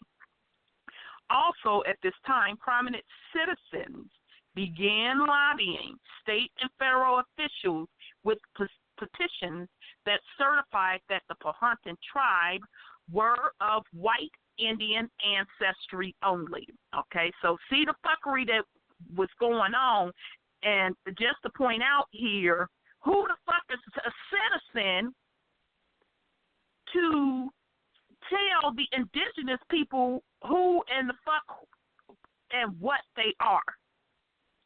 Okay, but here we go. The resistance continued during World War II as 3 Caroline County residents were jailed for refusing to enlist in the military as colored. One draftee of the Wampanoag tribe expressed that he would rather go to jail than go down in history as a Negro. Resistance to the colored classification also affected Indian education. Indian schools only went to 8th grade. Because Virginia Indian children could not attend white schools, and Powhatan parents refused to send them to colored schools, many Powhatan children did not attend high school. Others, after Speck's lobbying, completed high school at Federal Indian Residence School in North Carolina, Kansas, and Oklahoma. Even after Virginia schools were integrated after the Brown Supreme Court decision, the fallout from Speck's campaign continued. First, during the 1980s, the Virginia Council on Indians was established in 8 tribes, 7 of which were descendants of the former Powhatan Confederacy, received state recognition by a special act of Virginia General Assembly. Second, tribal leaders and their anthropologist advocate Helen Roundtree were appointed to the council to oversee Indian affairs throughout the Commonwealth and to make recommendations to the VGA for tribes seeking state recognition. Third, in 1998, 6 of the 8 state-recognized tribes began their efforts toward seeking federal recognition. Yet, by 1990, the VCI established state recognition criteria based on the same Bureau of Indian Affairs criteria for which tribal leaders sought and now receive exemption. The idea of continuous existence as a pure Indian entity. Hence, once the standard was adopted, the VCI did not grant a single Virginia tribe a favorable recommendation for state recognition. Even after last week's historical signing, Plecker and Speck's legacies are alive and well in the idea that intimacy with blacks invalidates Indian identity. Broken friendships, disrupted kinship relations, and deep-seated animosity testify to the damage wrought by these men. Yet, as Lynette Alston, chief of the Nottingway tribe, told me just prior to submitting the tribe's petition for state's recognition, we are Indian people, excuse me, we are Indian people of white and black ancestry, and we don't deny any part of who we are. Okay, so again, this article was out of Time magazine. It came out February of this year, and it's called From Pocahontas Exceptions to a Historical Wrong, The Hidden Cost of Formal Recognition for American Indian Tribes. All right, so I'll pause in case somebody want to put something on it. Take a sip of water. Or if you have something to add, you could get in the queue, just press *1. Okay. All right. So once again, the purpose of me even going over that and the Psyops is to just show you with the using of words, classifying who you are as indigenous to this land, how deep that ran. Okay. So the whole Ghana thing, they're saying they're commemorating the slaves arriving in Virginia, and now you have the issue being brought up again of tribes in Virginia being denied recognition because they were mixing up the classifications between whether you're African, whether you're Negro, because Negro used to mean American Indian, and then they threw the white classification in there, and then they added a percentage. Well, how much Indian are you? Or how much Negro blood do you have in you, or how much African blood you have in you? All of this was a psyops on the indigenous people of this land to strip you of your identity so you would not know who you are. Also, for you to not claim your ancestral land here in the Americas, okay? So now the flip side, the good part about not being federally recognized and being granted that federal recognition through the BIA is because you still would not be sovereign as an indigenous person, because that particular federal recognition still rolls up to the United States corporation. So they are still not sovereign. So the only thing that they are getting as federal recognition are the benefits that the U.S. corporation deemed them to have, along with plots of land that they have set aside, which they don't even control those lands, because the lands are lumped into a trust. Okay, so that's the plus side. So although they were doing fucked up shit, not classifying the indigenous people as indigenous to the land, in the long run, they did us a favor because we are not under contract with them. You are truly a divine sovereign being. You were not party to any of their contracts. So what is going on today is all of the psyops and the fuckery that they had in play with paper genocide and casting spells with these contracts and charters. It is all being brought back up to the surface, and it is being seen truly for what they are. Okay? So now's a chance, yet again, as you as indigenous people, to, number one, find out who you are by tracing back your bloodline, but most importantly, stating with authority clearly who you are. Okay, so with that, I'll pause in case somebody want to put something on it. If not, we're going to move on. Well, I want to say something. Placard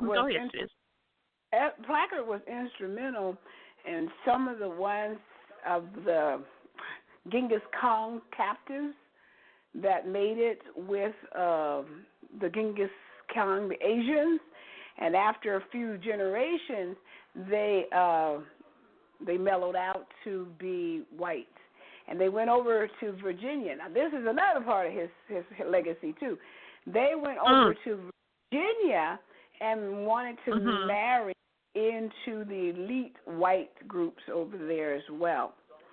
So he was instrumental in stopping those people from trying to marry outside of the Indian, because the people that was here were Indians on this side, but they went over to Virginia and put themselves up as white people, and he was really in a battle with them over that stuff as well, because that guy was really on purity of the white race. That's what I read about.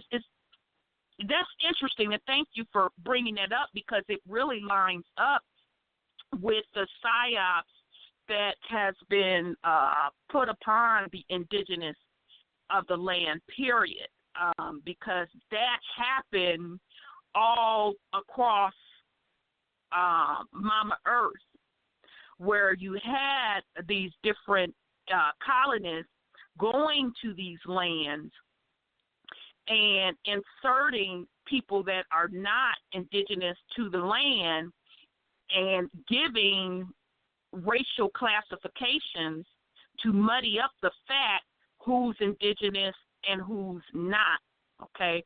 So the build up of the white race was really done through colonization to strip the indigenous people of truly owning and being caretakers to the land. And as we talked last week about who are the aliens, that is very, very important, because through the bloodlines,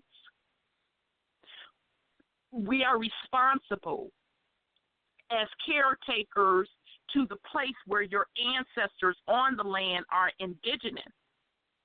And when you are in tune with your indigenous heritage land and you are the caretakers of it, that grants you automatically more spiritual power to keep things in balance. Okay? And so as we talked last week, we talked about the different bloodlines from different places outside our realm coming onto the lands with this idea of colonization and war because they had destroyed their own homeland. So we're talking the Mars and some of the other planets. Okay, so it's the same exact strategy, basically. Okay, same exact strategy that they used. Okay, but good point, sis. I didn't know that's the other part he talked about that he did. Okay, so we're going to get into COINTELPRO. So now we're getting into the infiltration of different indigenous groups, and you know, it runs so deep. The Psyops runs so deep because even a lot of these particular groups that we felt were put in place to help the indigenous people were actually COINTELPRO, okay? So I'm just going to give a real quick definition of COINTELPRO.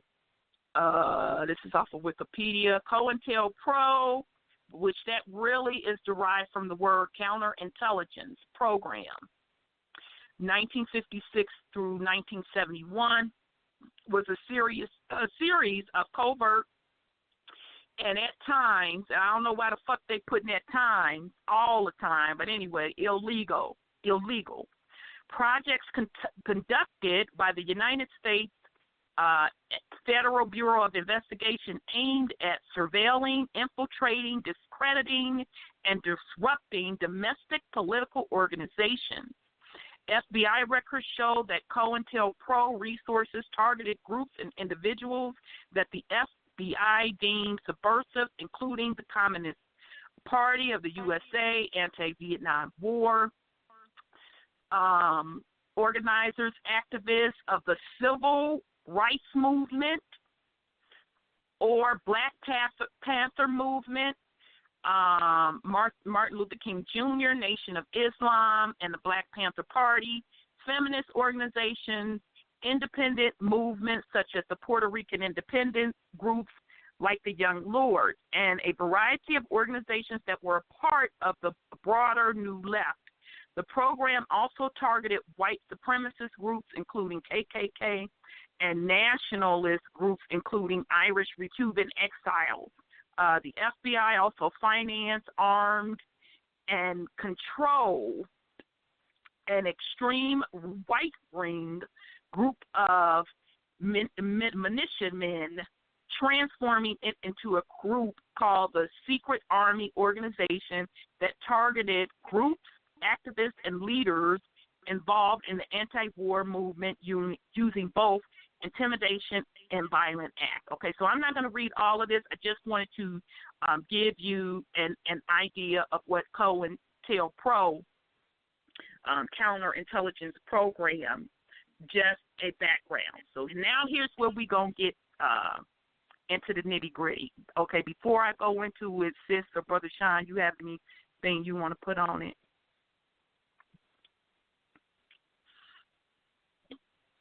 Okay, I'm taking that as no. Yeah, I think so, please. Only thing they did mention that in the 50s, I think J. Edgar Hoover, who was part melanated, just a light version of it, was in charge of all that junk. Yeah, and they mentioned that in there. I just didn't read it. Oh, okay. All right. Yeah, because they go into it. It's quite extensive on Wikipedia. I didn't go into it because some of the other stuff that I'm going to read goes into that. Let me see. All right, so it was bad. Right. So what we're going to go over, I'm sorry, go ahead on, brother. The way that I look at it, any of those movements that our people was trying to get equal rights or get, equal footing, to me, all of that is COINTELPRO. Yes, it is. And that's what we're going to go over. Yep. Like Martin said, he felt as though he led his people into a burning house. Mm-hmm. I mean, you fought for civil rights, giving up your birthrights, this, that, or the other. You fought to be a citizen. I mean, if you really think about it, they didn't force it on us.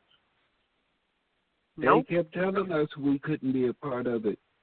Keep your black ass over there. Do your own thing. Leave us alone. Just be good slaves. Leave us alone. No. We want to do what y'all do. We want to go to the schools y'all go to. We want to be dumbed down more. We want to be guinea pigs. We want to be this. We want to be that. Instead of fighting for your shit back. Completely and totally. But you want to be treated as equal. Brother. I'm tired of all these equal people in their corporate system. Right. But your corporate system is in my house. So, I mean, we ain't supposed to be asking for shit. They're in our house. That's right. I don't see what's so hard to understand about any goddamn thing. They sit up and tell you that they renamed us a million motherfucking times. Not one of them times that they asked us what the fuck we wanted to be called. They just told us what the fuck you was going to be. Mm-hmm. You're a Negro. You're black. You're African American. You're a dumbass. Absolutely. Absolutely. But just think about it, though. They tell you, we came over here and we took this shit. We raped, we robbed, we killed. We done whatever the fuck we wanted to do. And these are your heroes. This is who you're going to learn about in school. Murderers, rapists, slave owners. You're going to learn about the elite. Yep. They've been saying, like in the Constitution, that we could never be citizens. And now again in Egypt, they reminded niggas again in a brand new contract, you can't be citizens. We ain't supposed to be offering y'all nothing for real. But at the same time, then it's telling people, well, I mean, if you just insist on giving away all your rights, okay, we'll take it. Right. If you want me to have jurisdiction over you and give up your sovereignty, okay, that's what I'm going to do. So my organizations, my police officers, which are really doing what's in the best interest of the corporation, they're going to treat you however way they want to treat you, and the corporation is going to back them. They are not there for you. They are there to protect the corporation, just as their whole judicial system. You insist on being a part of this corporate system as a citizen. That means when you are walk through those courtroom doors and you approach that bench, you are now under military maritime law and you have granted us jurisdiction over you. So why are you upset when you get locked the fuck up or things do not go in your favor? because this whole operation is beholden to the corporation, and its job is to make commerce or profits for the corporation to give their cuts to the crown and ultimately to the Vatican. So this is the psyops that has been placed upon the indigenous people of this land, trying to be a part of the American Constitution, which was never written or applied to you. Okay? And the same thing held true for all of these groups that were started, and I was trying to find, my documentation on the Black Panther Party, but some of the clips we're going to get into is going to talk about it. But you can go research on your own, where even the Black Panther Party was heavily infiltrated.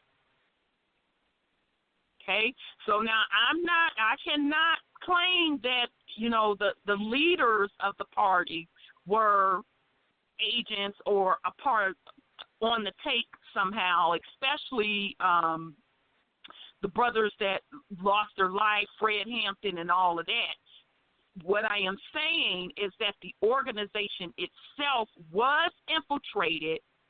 It is documented within the Alphabet Boys file that they sent in members to purposely infiltrate the group. Okay, so I can't find that unfortunate article, but there's plenty of information out there that you can go check on your own, because the next section I wanted to get into, but before I do that, get into the music section. That also includes the whole civil rights movement, as Brother Sean said. Do research on that movement. You will see who started the movement, who funded the movement, and why it was done, as Brother Sean said. It was to lead you as indigenous people under the jurisdiction of the corporation. Okay?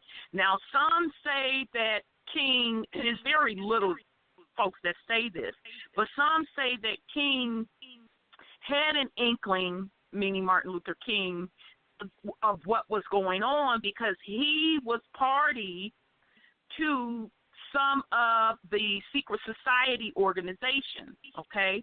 And even his bloodline ties back to secret societies organization. His father was in, I want to say the Masons, I don't know what other secret society organization, and he had a lot of rank.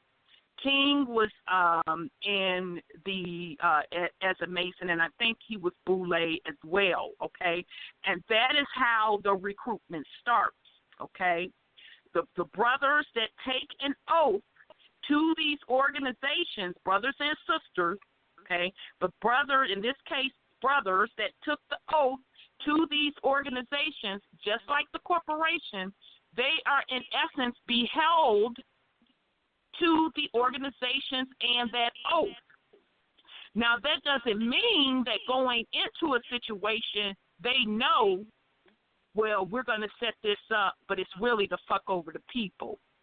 Most of the time, 99.9% of the time, they do not know what the psyops, because they're not higher up in the ranks to be privy to that particular information. Okay? But at the end of the day, these psyopses they come through the plans of these secret society organizations who ultimately control the governments, all of the other entities that we talked about, and they ultimately roll up and report to the crown. Okay, so that's what the whole civil rights movement was about.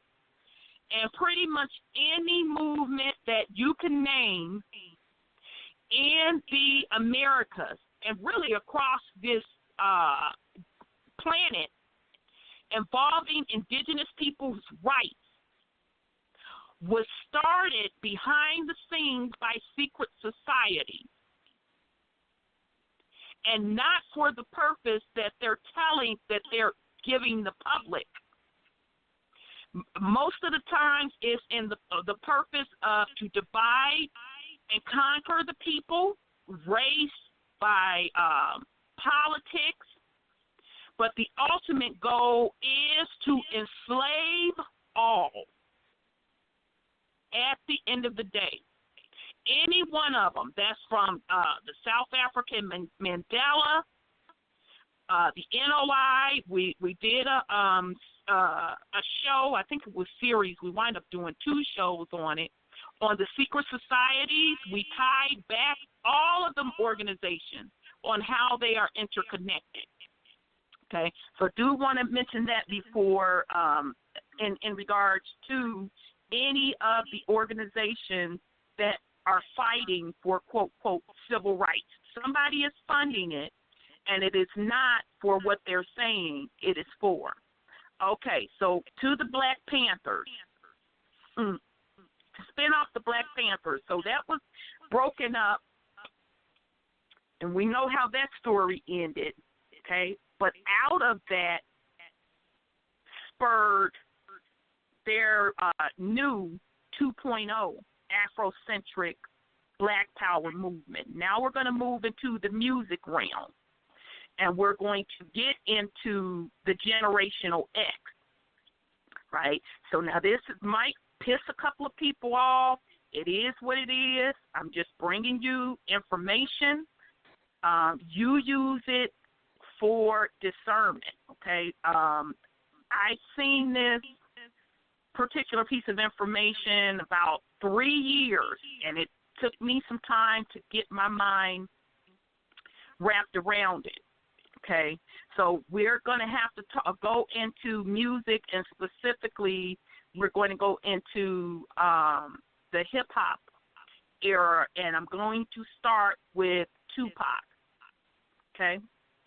Now, Tupac, it's starting to come out to be documented that his entire public persona of being in hip-hop was a psyops on the people, the indigenous people in general.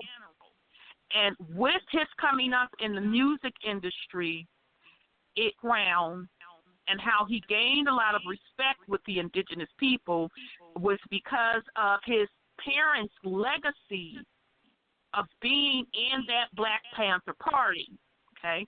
That same Black Panther Party, as we talked, that was heavily infiltrated, okay? So he was the next 2.0 of the Black Panther Party remixed, but this time they did it with music, okay, to capture the generational X populace, and at this point, beyond. Okay, so I would highly recommend 2 channels that I think that do an absolute excellent job, and I think they were the forefront runners of bringing this information forward. It's a YouTube channel called Tupac, the number 2, PAC, Hoax Revealed. Okay, so I'm not going to play any of their information because they really don't like people to reuse their information. So I would encourage you all to go to that channel, and they break down the journey of Tupac's career and show you how it was all planned and how it was all a psyops on the people. Okay, and another brother, Aaron X, off of YouTube, his channel is called Aaron X Smith, has a video explaining how Tupac's connection with the Alphabet Boys and how he was being followed by both of the Alphabet Boys group, okay? But in the Tupac Hoax Revealed and other folks that have done excellent research and documentation, even that was planned. It was all part of the Psyops to build up his image, to give that persona of the Black Messiah, okay? Because the Alphabet Boys and the U.S. corporation has always been afraid of the rising up of the indigenous people, okay? So in many of the biblical scripts and some of the material that they put out as well talk of Messiah coming forward, okay? And they always use it as a male Black Messiah, okay? And even that itself is a psyops among the people, okay? So they have people, the indigenous people, looking for a Black man Messiah that is going to save them, when it isn't about a one-person Black Messiah saving them, okay? So hence, where you had the Martin Luther King, where you had the Malcolm X, where you had the Marcus Garvey, et cetera, the Messiah really is the message to the indigenous people to know thyself and to claim who you are, because that's where the real power is. So sorry I kind of diverted there, okay? But anyhow, because in the populace psyche, and particularly the indigenous people's psyche, that there would be a Messiah returning, why not give them a Messiah, okay? So for the generational X, that Messiah was looked at in a way of Tupac, but it was orchestrated and created. All right, so I am going to, damn it, what videos did I pull? Okay, I'm going to this other YouTube channel called Rev 1211. He has a series, Was Tupac an Illuminati Puppet for the New World Order? Okay, so I'm going to play a clip from there. I string together two of the clips because he does it in like 6 or 7 minutes interval to give you all a flavor of why he is saying that. Okay, and then in addition to that, I'll play the clip and then we'll come back and talk about it. So this is Was Tupac an Illuminati Puppet? And it's only 9 minutes. So I'll play it and we'll come back and chop it up. So I'm sitting here, right, and I'm contemplating and I'm praying and I'm thinking for like 3 weeks straight on where to start, right? And then it hits me, like boom, like the light just goes off. Ding! It just says, man, where better to start than at the start, where everyone else starts, at the very beginning. But then I'm thinking, I have a problem. In order to start at the beginning, we're going to have to go back. So, let's go back to 1971. We find our nation in the midst of a revolution, in the midst of the practice run of Crowley's revolution. And at the forefront of this revolution stands the black man, stands the Negro. We had organized, we had come together and started one of the greatest movements known of the time, the Black Liberation Movement. At the head of this movement stands a singular organization, an organization organized supposedly by the people, for the people, to bring the power back to the people, the Black Panther Party. In this party we find a group of 21 Panthers. 21 Panthers arrested in New York City for conspiracy against the city of New York and the United States of America. In this group we find a woman facing 150 years. 150 years for 150 charges. She had no money. She had no lawyer. And to top it all off, to add to the stress, she's 8 months pregnant. But somehow, some way, this Black Panther of a woman facing 150 years with 150 charges, no money, no lawyer, and 8 months pregnant, beat the case, acquitted of all charges. A black woman, a pregnant black woman, single-handedly beat the system, beat the state, beat the federal government, at a time when J. Edgar Hoover headed the FBI, at a time when to be labeled as a Black Panther meant certain death, either in the prison cell or by the bullet of the police gun. A pregnant woman, a Black Panther woman, well acquainted with individuals like Mutulu Shakur, Assata Shakur, not to mention the Black Panther's own Minister of Defense, Geronimo Pratt, beat the system. No probation, no parole, no nothing. 1 month later, LaShawn Parrish Crooks is born, a.k.a. Tupac Amaru Shakur. I gotta admit, no lies, this story sounds awesome. It sounds amazing. I mean, you have a single Black woman, 8 months pregnant, taking on the government of the United States of America. She's affiliated with what the government labels as a terrorist organization. She's facing 150 years, yet she comes out unscathed with no lawyer. This story is amazing. It sounds just like a story straight from the pages of Hollywood itself, and that's what scares me. Anybody who has ever been incarcerated, anybody that has ever done time in a jail or prison cell knows that even with the lawyer, you facing 150 charges for conspiracy against the United States of America and coming out with minimal damage is a maybe. That's a maybe.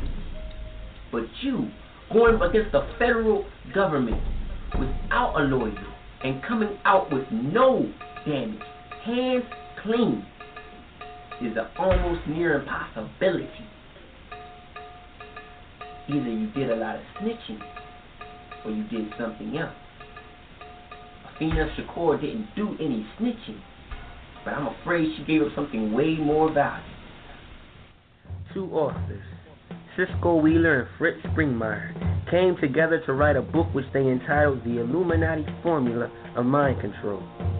In this book, Fritz and Wheeler discuss how certain secret societies, like the Freemasons and the Church of Satan, come together under the auspices of a single organization known as the Illuminati, and how the Illuminati, under the control of Lucifer and his angels, have been diligently working to mingle both modern science and ancient witchcraft to develop a formula by which Satan can more effectively bring an individual under demonic possession.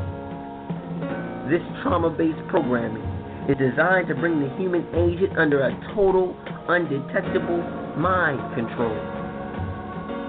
This trauma-based programming makes the human being into a slave, easy to control, a human robot. In this book, on page 53, they give this statement: the Illuminati, working in conjunction with other occult groups, scheme up methods by which they can get other people's babies. This gives them additional children to work on. If the mother is a low-income mother, the Freemasons will let them use their network of hospitals for free. By giving low-income mothers free births at Masonic hospitals, the occult world can later contrive some reason for stripping a low-income mother who is on drugs of her guardianship of her baby. They take these children, some of them drug babies, for program use. Before we get to the next quote, please consider these 3 points. First, the Illuminati. Second, low-income mothers. And thirdly, program babies. The Illuminati target low-income mothers so they can program their babies. On pages 24 and 25 we read, the Illuminati and other organizations have also programmed individuals who are simply expendable. The expendable are the children of parents who were blackmailed into turning their children over to the CIA.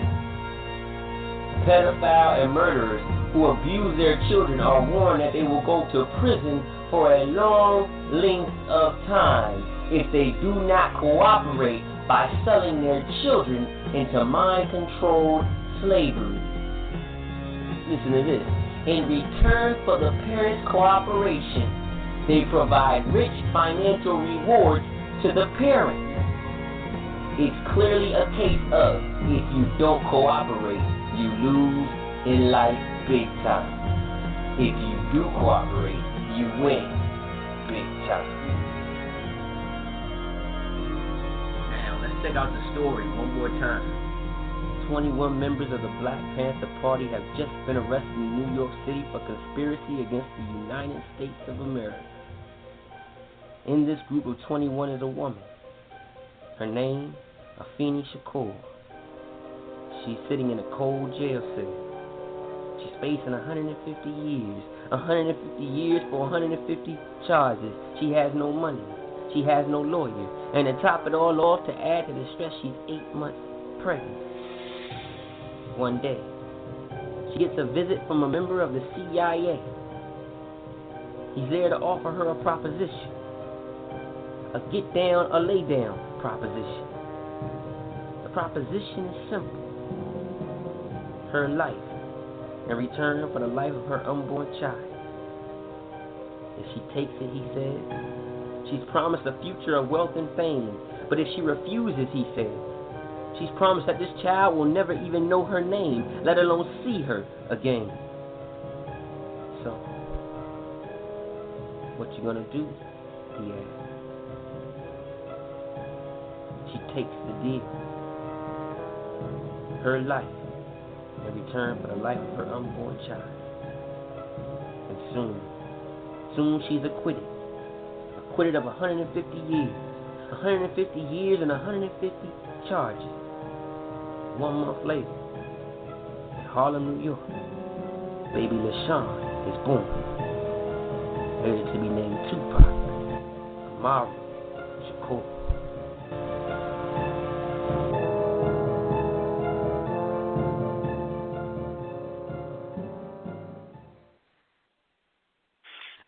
Okay, family. So that is off of the YouTube channel Rev 1211, and it's the name of that series that he's doing is Was Tupac an Illuminati Puppet for the New World Order? I'm going to play one more clip from that particular series because he has a bunch of videos on there. I encourage you to go back and listen to him because he breaks down the particular secret societies and what their ideology is.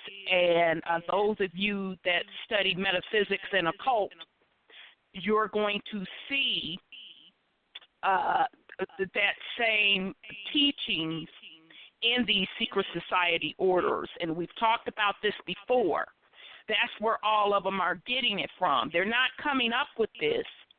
These are ancient knowledge that we once had and how we use it to our benefit and also to keep the plane or Mama Earth in balance and harmony. But the secret societies hijacked it to control the realm and to control the populace or the people, okay? And as we discussed last week, we got into why they're doing that, and a lot of them not a lot of them, all of them that started these societies are of a bloodline of other beings and races from other universes and planets. Okay, so that's how deep this runs. I'll pause in case Sis or Brother Shine, you want to put something on it before I go to the second part. I'll wait till you go to the second part. Play the second part. Okay. I think it all right, and the second part is and the second part is only 4 minutes, and then we're going to come back and chop it up. Here we go. It was something about that very first book that Layla Steinberg pulled down off that shelf that really caught my eye. So what I did was I went to thugarmy.com. And there at thugarmy.com, they have a list of the books that Tupac read all throughout his life. Now, what's peculiar about this list is, if you take this list and you really look at it, you'll easily be able to find who Tupac's favorite author was. Now, as I was going down the list from name to name, this name seemed to pop up left, right, front, center, everywhere. It just seemed to pop up all over the place. And it wasn't Maya Angelou. No. It wasn't Alice Cooper. No. In fact, it was a lady by the name of Alice A. Bailey. Alice A. Bailey popped up on this list a total of 5 times. In fact, the first book mentioned on the list was Alice A. Bailey. In fact, the first book that Layla Steinberg pulled off the shelf was Alice A. Bailey.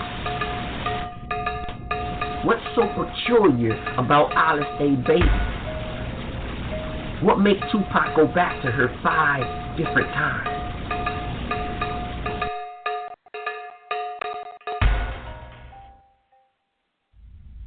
Alice Ann Bailey was born Alice Latrobe Bateman on, get this date, June 16, 1880.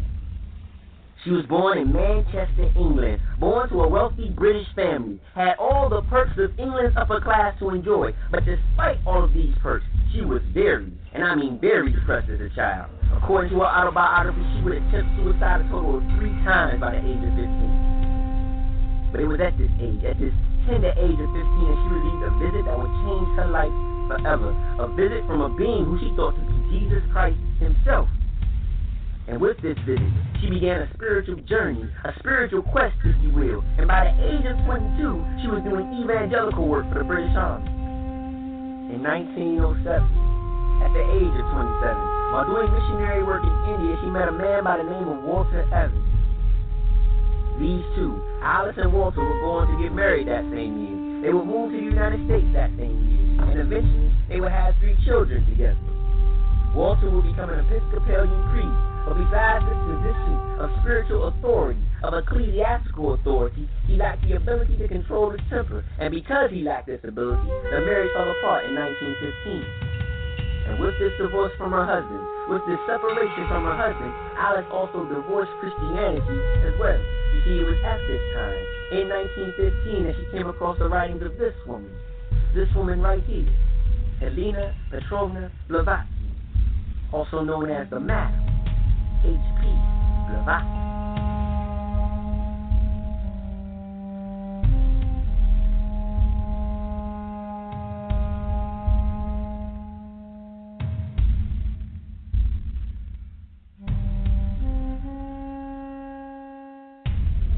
Helena Blavatsky was a product of the whole modern-day spiritualism movement. You know, the 1848 Fox sisters I speak to dead people thing? Yeah, she was big into that. So big, in fact, that in 1875, she helped kick it up to another level by starting the Theosophical Society. And the Theosophical Society had this right here, this emblem. Now, if you're thinking to yourself, and you're saying, maybe I've seen it somewhere before, most likely you have, because the Freemasons and the Church of Satan uses the exact same symbol.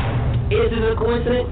Nah, I don't think so, because in 1877, she received the right of adoption from the Freemasons, making her a part of their female organization known as the Order of the Eastern Star, which has this as its symbol. Recognize the star? You see, all these organizations use the exact same symbology, just like a gang would use the same color or the same tattoos to recognize itself. In fact, since we're on that topic, all our gang culture comes straight from the occult. I don't care what side it's on, from the west to the east, the whole gang culture comes from the occult. All of our symbols, all of our handshakes, all that we got straight from them. And all this symbology is used for one thing and one thing only. It's to recognize organizations that pledge their allegiance.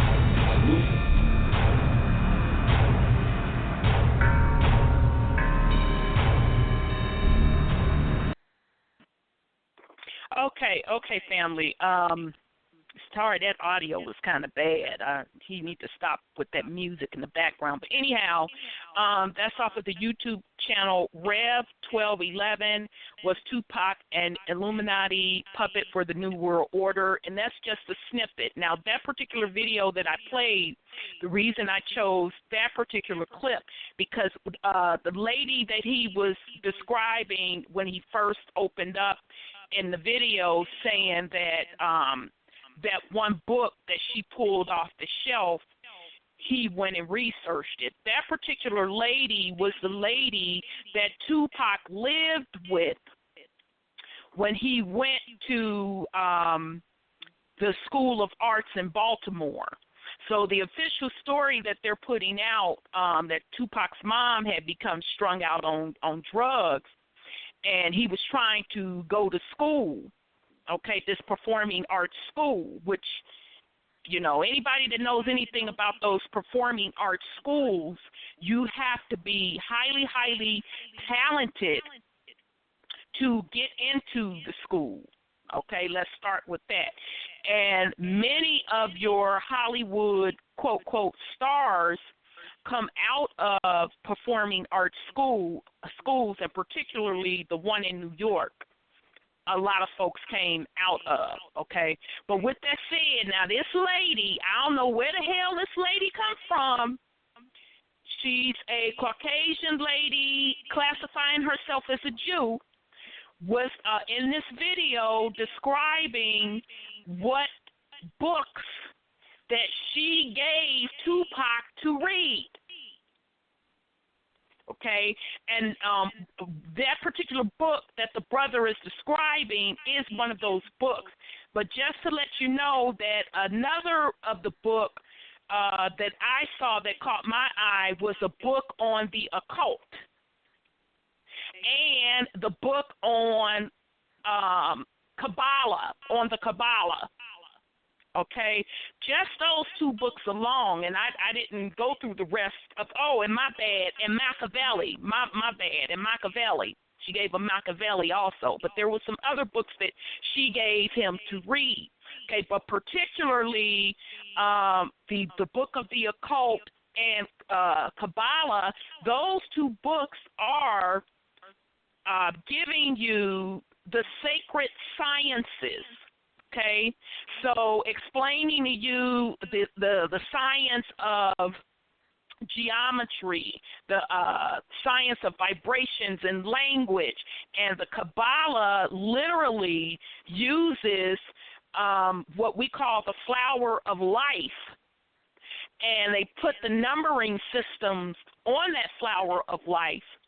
And based on how you calculate those numbers, you are creating a spell for a certain outcome.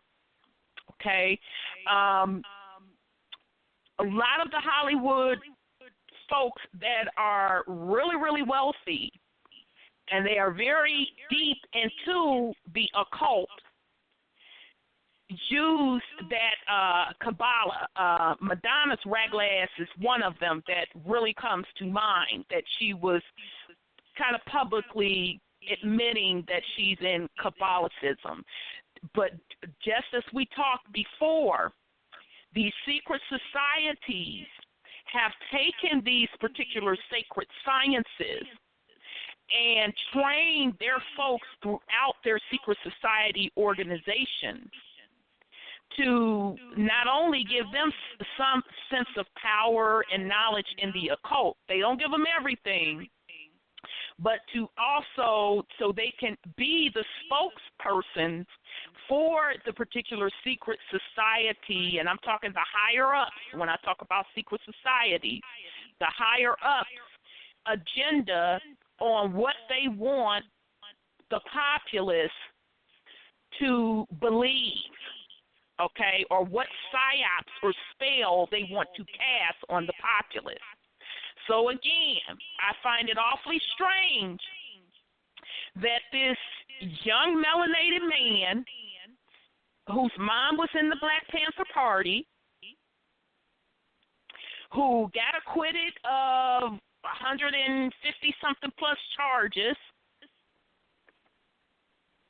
in the ghetto, this woman decides to take him up under her wing and start teaching him the language or the occult. Okay, that's highly suspect to me.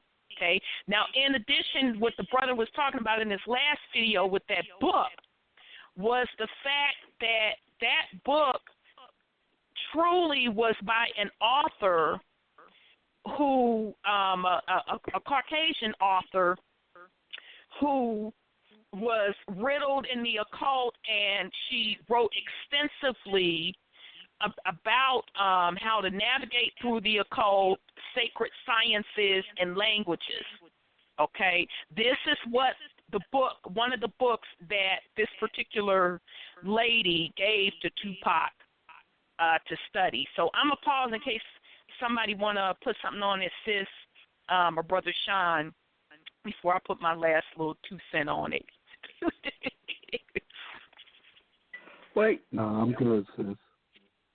Okay. Well, I just want to say that I saw some things about Tupac that he, first of all, some people said he was pretended to be dead and not really dead. He just, they just remade him over to something else, and that he had strange customs with things he was doing.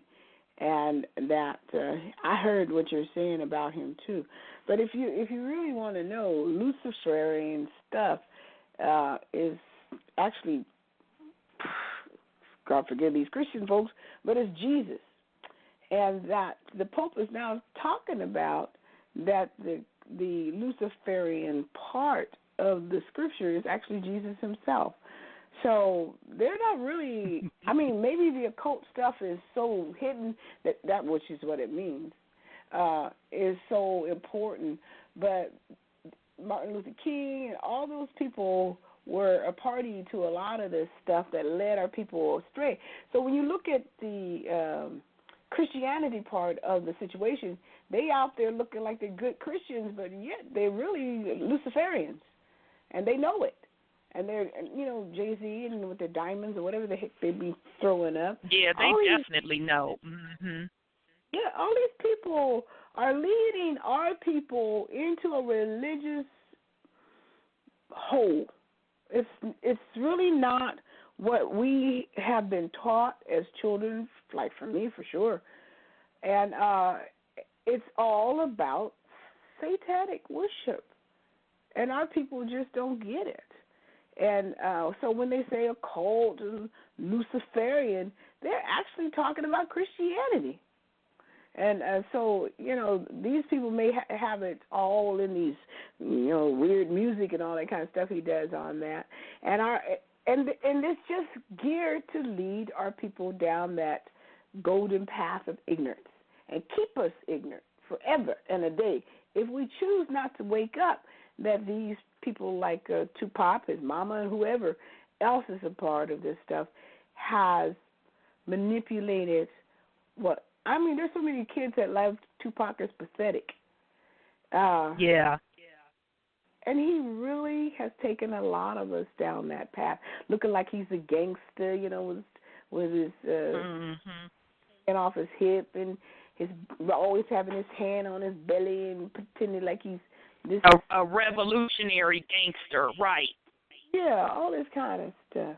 And if they don't get you there in the music and the gangster stuff, they get you in the religion. Because, like I said, Lucifer and Jesus is the same person. Because if you look at the definition of the bright and morning star, Jesus is the bright and morning star as well. So people are not understanding that you're being manipulated to take your inheritance away from you, to make them keep control or have them keep control of what's rightfully yours. Because the culture that you had was to take this planet and keep it. And what they bring to this planet is total destruction. Absolutely destruction. Mama Earth is killing herself or killing everybody who's you know what I mean. The self-destruct mode is what the planet is under. And we're the only ones to return to our cultural heritage to bring this back on track.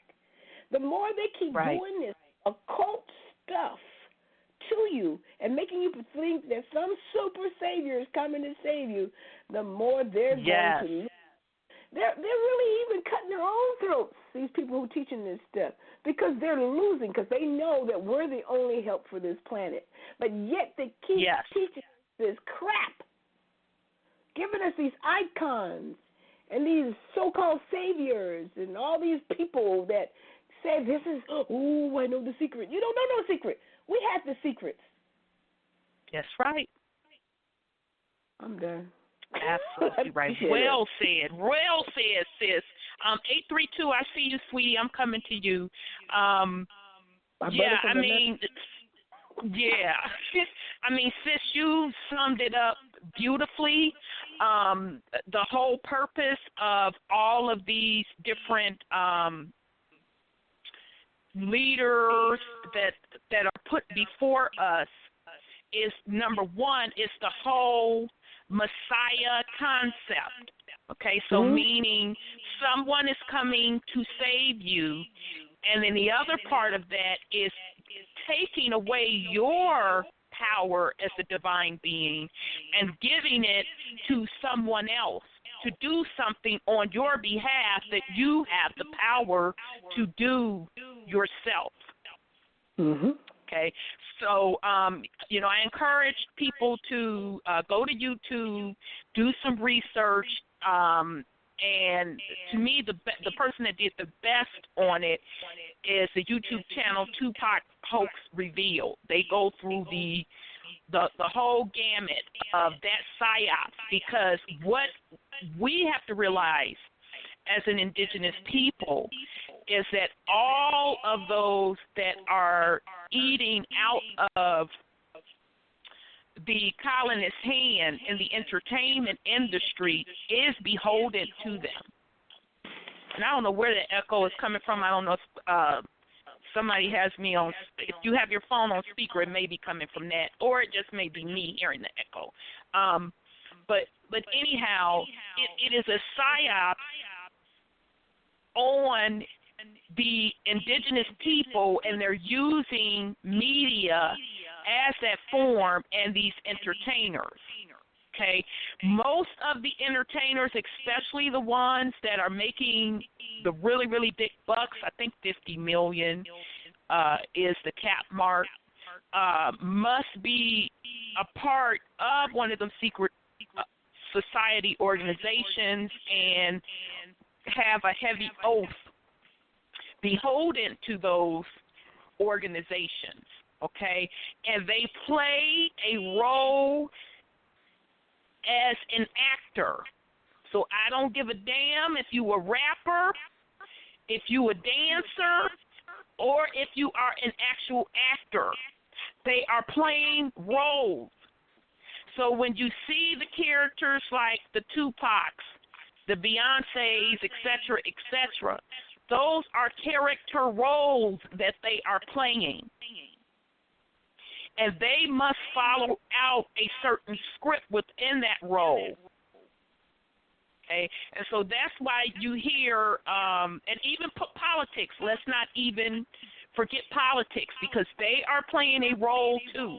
They are actors too, following out an agenda and a script. And that even includes trump card. Okay? They all do it. None of them are escaping it. They cannot get to those positions without doing it. And when you start becoming familiar with it, you will see them give homage to their particular organization with their hand symbols. Okay? So that's all I wanted to say on that. The last thing is that particular Rev 1211 guy went into some of Tupac's lyrics, how he talked about reincarnation, how he talked about Christ consciousness, and he's tying it back to the teachings that chick gave him through those books. So in other words, Tupac was groomed for that role. Okay? He was taught and groomed for that role. Now, I want to make clear that does not mean that the occult is evil. It's not evil. It's your sacred sciences. But it is being used against you in the form of a psyops to benefit the controllers, to keep control of the planet and the planet's vibration so they can cipher the energy from you and the planet to survive. And the age that we are in now is where that is all shifting, because we have another dimension that is coming into play, and we can definitely see it. We talked about this last week, where folks are documenting in the sky these different planets.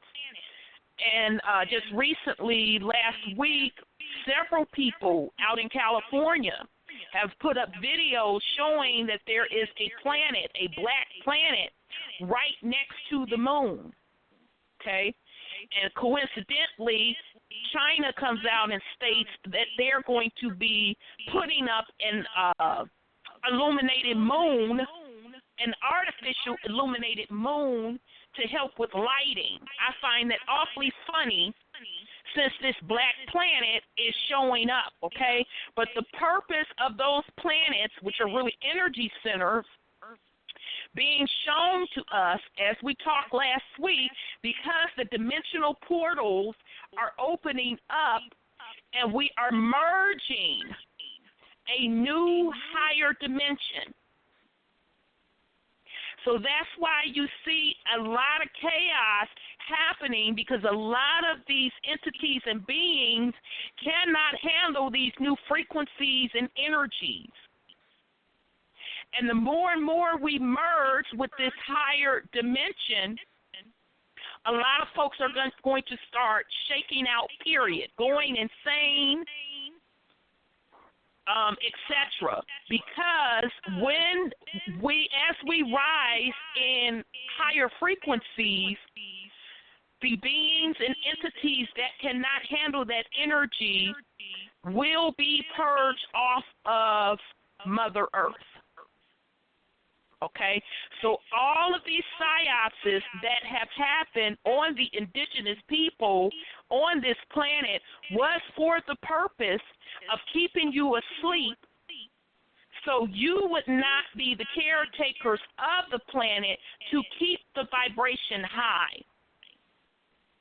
And specifically, what they are calling North America, it has been heavily psyoped, because you are the children of the Atlantis. That's where your bloodline ties to. So that's where the biblical scripture is saying, well, when the West will rise, everything will change. What they are really describing is when the indigenous children of the land of North America, the children of Atlantis and Lemuria, rise, the whole frequency, that merging of that other spiritual dimension happens, and it's game over for all lower entities. Okay, so I'll pause in case somebody want to put something on it.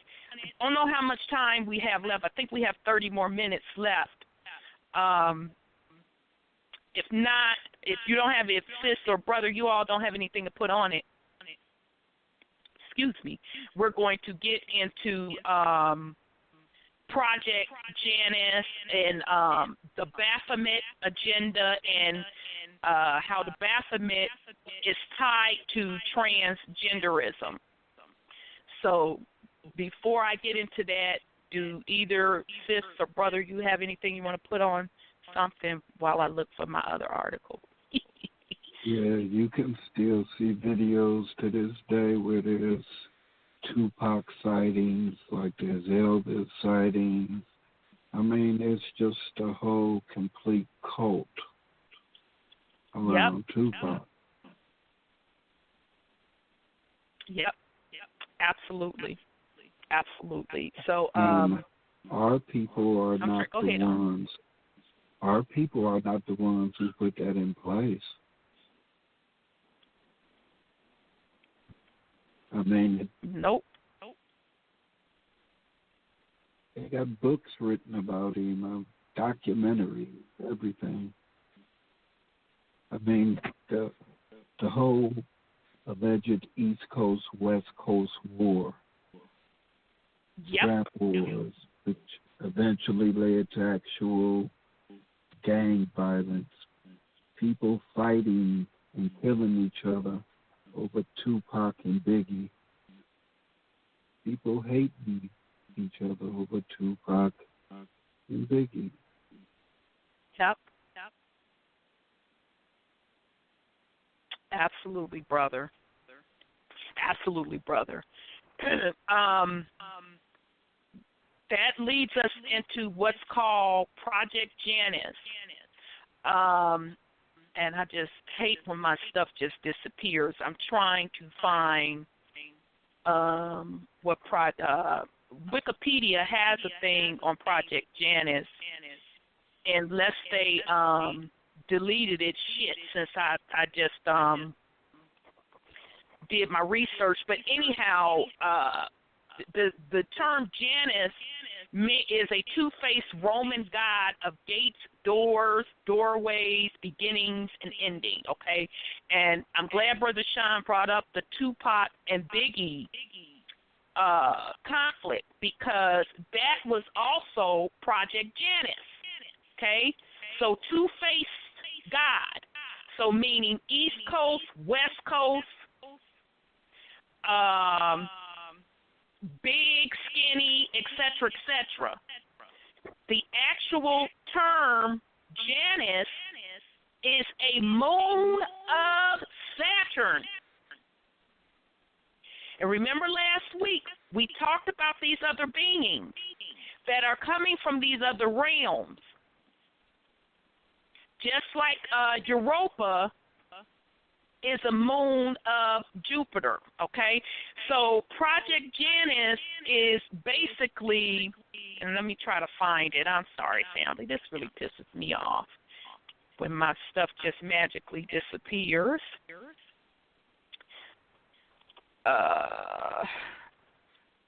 It was on here just a second ago, and I can't find it. Okay, I was going to try to read you something, but long story short, Project Janus is a part of a mind control operation, okay? I am going to go into a video, Atlantis, Project Janus, and the music industry, pimps, whores. And this is off of the YouTube channel UnPlugin, UnPluggen. So let me try to find the video. Okay, now I don't know what happened to you, brother 832. I don't see you in the queue no more. So I hope you didn't get kicked off, because that has been happening tonight. Okay, sorry, family. Where's that video? Damn it, I hate when it happens. Where is it? Okay, Project Janus. This is a long one. I think it's like 15 minutes. Okay, there's part 2. Where's my... Okay, 15 minutes. Here we go, family. Most High God in my tongue. Peace and blessings. This is Unplug 'em. I just want to go through a teaching that I think you're going to enjoy right along with the spelling spell. This is going to kind of piggyback off of that. As you see, I've got my old notes from the spelling spell with one page anyway, and I've got some brand spanking new notes, fresh fire, fresh manna, and we're going to come down real hard. Please believe it. You're going to enjoy this one. Okay, Project Janus. Now, some of you are familiar with the mind control programs of this nation of ours, of this land, of this world, that is really the devil's kingdom. The devil is the prince of this world. Whether you believe in scripture or not, you can look at the world around you, and if you look with untainted eyes and open ears, you'll see it, you'll hear it. If you use your senses, you'll feel it, and you will understand that there's much devilment afoot no matter what you believe in and what you ascribe to, and if you believe in and ascribe to nothing. Just your common sense will tell you that there's some orchestrated things going on around you, and we're going to kind of show and prove how some of those things get orchestrated and put together by way of mind control programs. Mind control programs are very big. The most notable of which is MK Ultra, and out of MK Ultra, which there's lots of information on. So you know, I'm not going to spend time talking about things that you can readily find. My purpose is to try to break down things that I don't see other people break down, and they need breaking down in this last days and times. But MK Ultra spawned several programs. One is Project Umbrella, which is the program aimed at the music business, or really the program that birthed the music business. That's right, the music business, as you know, it was birthed out of a mind control program. But it's deeper than rap. It's bigger than music. It's all about entertainment, Hollywood, the press, period. These things are instruments of Lucifer to help establish his kingdom on planet Earth, period. I don't care what you thought it was. That's what it is. And I'm going to show and prove, not show and tell. And Project Janus is another one of those programs. Project Janus encompasses it all. Now, what you will find others say on Project Janus, and I can't be responsible for what other folks say. I hope the Most High led them to say what they're saying, and that they did their due diligence, and it's going to come out right and exact like this will. But what you will find others say is that it's about creating mind-controlled slaves for assassins. Now, you will find that in entertainment as well. We know that Elvis had a connection to law enforcement. We know Shaq has a connection to law enforcement. We know Steven Seagal has a connection to law enforcement, and I maintain that is because law enforcement and government is all tied in with entertainment. If you look back, you will find that the old movie reels, in place of the previews we now see, you used to see news clips. Hollywood and the news and the government, they were all intertwined from the very beginning, and they still are today. This is why you see false flags, and why these false flags are promoted by your media outlets, your mainstream media outlets primarily. And also, you will also see by the end of this video how you can spot the devil, because he must put markers on his things.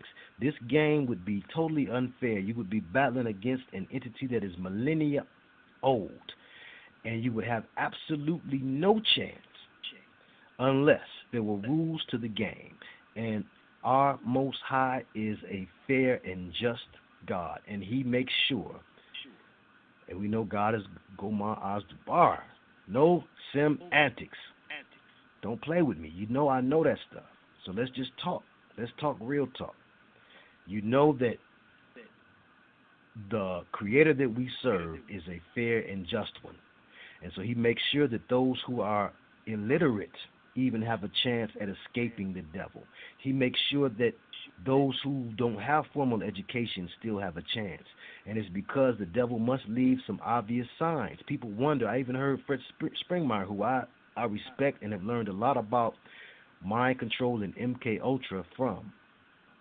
I even heard him question, why does the devil leave markers and signs and symbols or premonition type scenes in movies and whatnot to tell you what he's going to do, quote unquote, because we know that there are servants, peons that he uses to institute his policies and to do his dirty deeds. So why do they put these things, these markers, on all things Luciferian? It is because it's the way that the Most High keeps this game equalized. It's so that you have a fair chance. You would not have a fair chance otherwise. So it's a blessing. Once we know what to look for, we will see that the Most High has given us rules, natural rules of the natural universe, and even demons must follow these things, and those who are under the control of demons, those who think they have power over the spirit realm, In reality, the demons have them wrapped around their finger, as Sting so famously sang. But you will find all throughout pop culture, you will find this duality thing that comes from Project Janus, which is bigger than just simply creating. And I mean, it's a big deal to create mind control assassins. Please believe me. But it's bigger than simply being that. If it was simply that, you could ignore it by and large, because unless you're involved in certain things, why would that ever touch you? But this touches you because you've heard Duran Duran. You know who Sirhan Sirhan was. He was an assassin who was a totally brainwashed, mind-controlled slave, much like John Lennon's assassin was, whose story was so unique they even made a movie about him. But Sirhan Sirhan maintained he didn't remember nothing that happened. I'm talking about up until years and years and years later. He never admitted to knowing that he had anything to do with the assassination of Robert Kennedy. Mary, quite contrary. How does your garden grow? Well, if you contrary, you may not know. Contrary is another word for being rebellious, stubborn. It can also be applied to being double-minded. Tony, this is interesting because there you have three. Nobody in the group was named Tony, but there was two individuals named Raphael, fulfilling your twin symbolism of Project Janus. Why do they put this symbolism in there? Because it's part of the rules to the game. If there's a deeper reason somebody knows, please share. But this is what has been revealed to me through this cycle of information. And I say cycle because this is something that steadily comes to me. Every so often somebody comes up with a new one. Hey, man, you thought about this one? And I have to add it to my list. My list is longer than this. This is just what I could come up with on the fly. So please forgive me and come up with more. Scotty Scott. This is one of the most damning examples. Why? Because Scotty Scott is not only a double name, where we see the twin thing going on with the name, but he himself is a twin, one of the twin lead singers of the group called The Whispers, classic R&B group. Everybody, mama, love them. Some of us that enjoy old school, we love them too. It was one of my favorite groups. Keep On Loving Me was the song that I had to put on my documentary because the Most High showed me, as I'm listening to it for enjoyment, he showed me that it too had the witch language in it, and the Keep On Loving Me is not dedicated to a woman, but dedicated to Lucifer, who offers them the lifestyle that's exhibited in the video. If you watch the video, you see them walking the pathway, and you see them walking the walk this way, walking the walk to end up in a place where they're partying and there's lots of girls, and it had nothing to do with what you think the song would be about, okay? But that just goes to show you don't know what these songs are about. You're kept up under a spell. The songwriter's secret or the witch language depends on you being under the wrong impression of what the song is about. Simone Simon. Now, you've heard of cult classic movies. There's a cult classic movie called Cat People. Okay, the Cat People stars an MK Ultra victim named Simone Simon. Simone Simon is the same name twice with an E at the end. Okay, Simone and Simon, same name, drop the E at the end. Philip Phillips, as I had said before on one of the other videos, this was revealed to me by way of my while I was recording in the studio. We actually were taking a break. At the time I still smoked, and we were taking a smoke break. And Brother Gino, whose house I was recording at, was sitting there, and we was both looking at the television, and he had Idol on. I don't follow Idol. I didn't know any of the contestants that was on Idol, but all of their names were listed at the bottom of the screen. And so I looked at the bottom of the screen, I said, wow. I said, that guy right there, I said, Gino, you want some money? I said, you bet on that guy right there. He's going to win. I didn't know none of the contestants. I didn't know one guy from the next. I didn't know who had skills, who was good, who was bad. All I saw was the double name. And lo and behold, he won Idol. I hope Gino got him a couple dollars off of that. Now here in Detroit, there was a big fervor over the public school system. I'm a proud graduate of DPS, Detroit Public Schools. They've undergone some terrible, terrible changes that have helped make the city intolerable for many, but especially for the youth, for my nieces and nephews. And one of the guys that the nieces and nephews began to get active against was the guy that they brought in from D.C. Again, you got to remember, there's government connection to this because it's the CIA that is by and large behind Project Janus, the same ones who are behind MK Ultra, and that's a DC thing. It's a Virginia thing too. As we look at the Marvin thing, hopefully we'll get to look at the Marvin thing. If I don't go too slow, but Marvin Gaye, we will find, was also intertwined in this Project Janus, and his story with him and Tammy Terrell is chock full of that stuff, and the famous incident of her fainting and falling down on him on stage, which changed him and changed his life forever. That famous incident happened near CIA headquarters, ironically. But you have Robert Bob. That's the same name twice. First of all, is this man's last name really Bob? Robert, the nickname for Robert is Bob. So you mean to me people called him Bob? Or are we wiser than this? Why would the devil put these markers in names? Oh, it's a coincidence. Yes, it's a coincidence. It coincides to the fact that all of these people belong to Project Janus, named after the Roman god, Janus. Okay, now Hannah Montana. Hannah, same word forward and backward, like Anna. Anna, Marvin's first wife. Hannah Montana comes from Disney. We know Disney is steeped in mind control, and we know that's not her real name. Now we know Miley Cyrus very well. But again, this is an example of this same principle, this same duality principle. It's all about duality.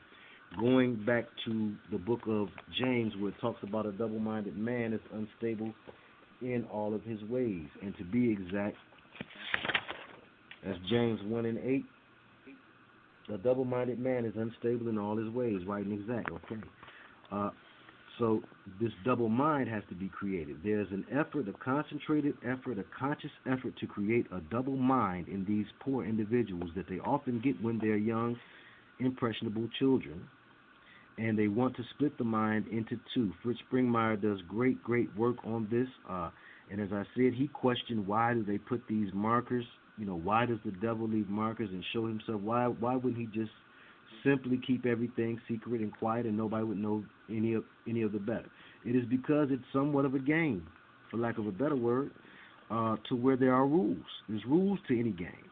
And part of the rules, part of what makes it fair, so that everybody has a fair chance of knowing it's the devil, and so that when you choose him, he can go to God as the accuser and he can say willingly, they chose me willingly. See, look, I put my mark. I showed and proved that I had that I was behind it. I left something for them to question. Now, let's go back up here for a second. You got Changing Faces. Now, Changing Faces is one of the more damning names, and I maintain that's why they're not around. We're going to get into Ron Isley, and we're going to get into pimping in the music business, all part of MK Ultra. Part of MK Ultra in creating a mind-controlled slave. You see, the women, like Simone Simons, and some of the men, are oftentimes prostituted. More often than not, you would be shocked and amazed. We're going to go down through some things. Sister Betty LaVette, former singer with the Motown Camp,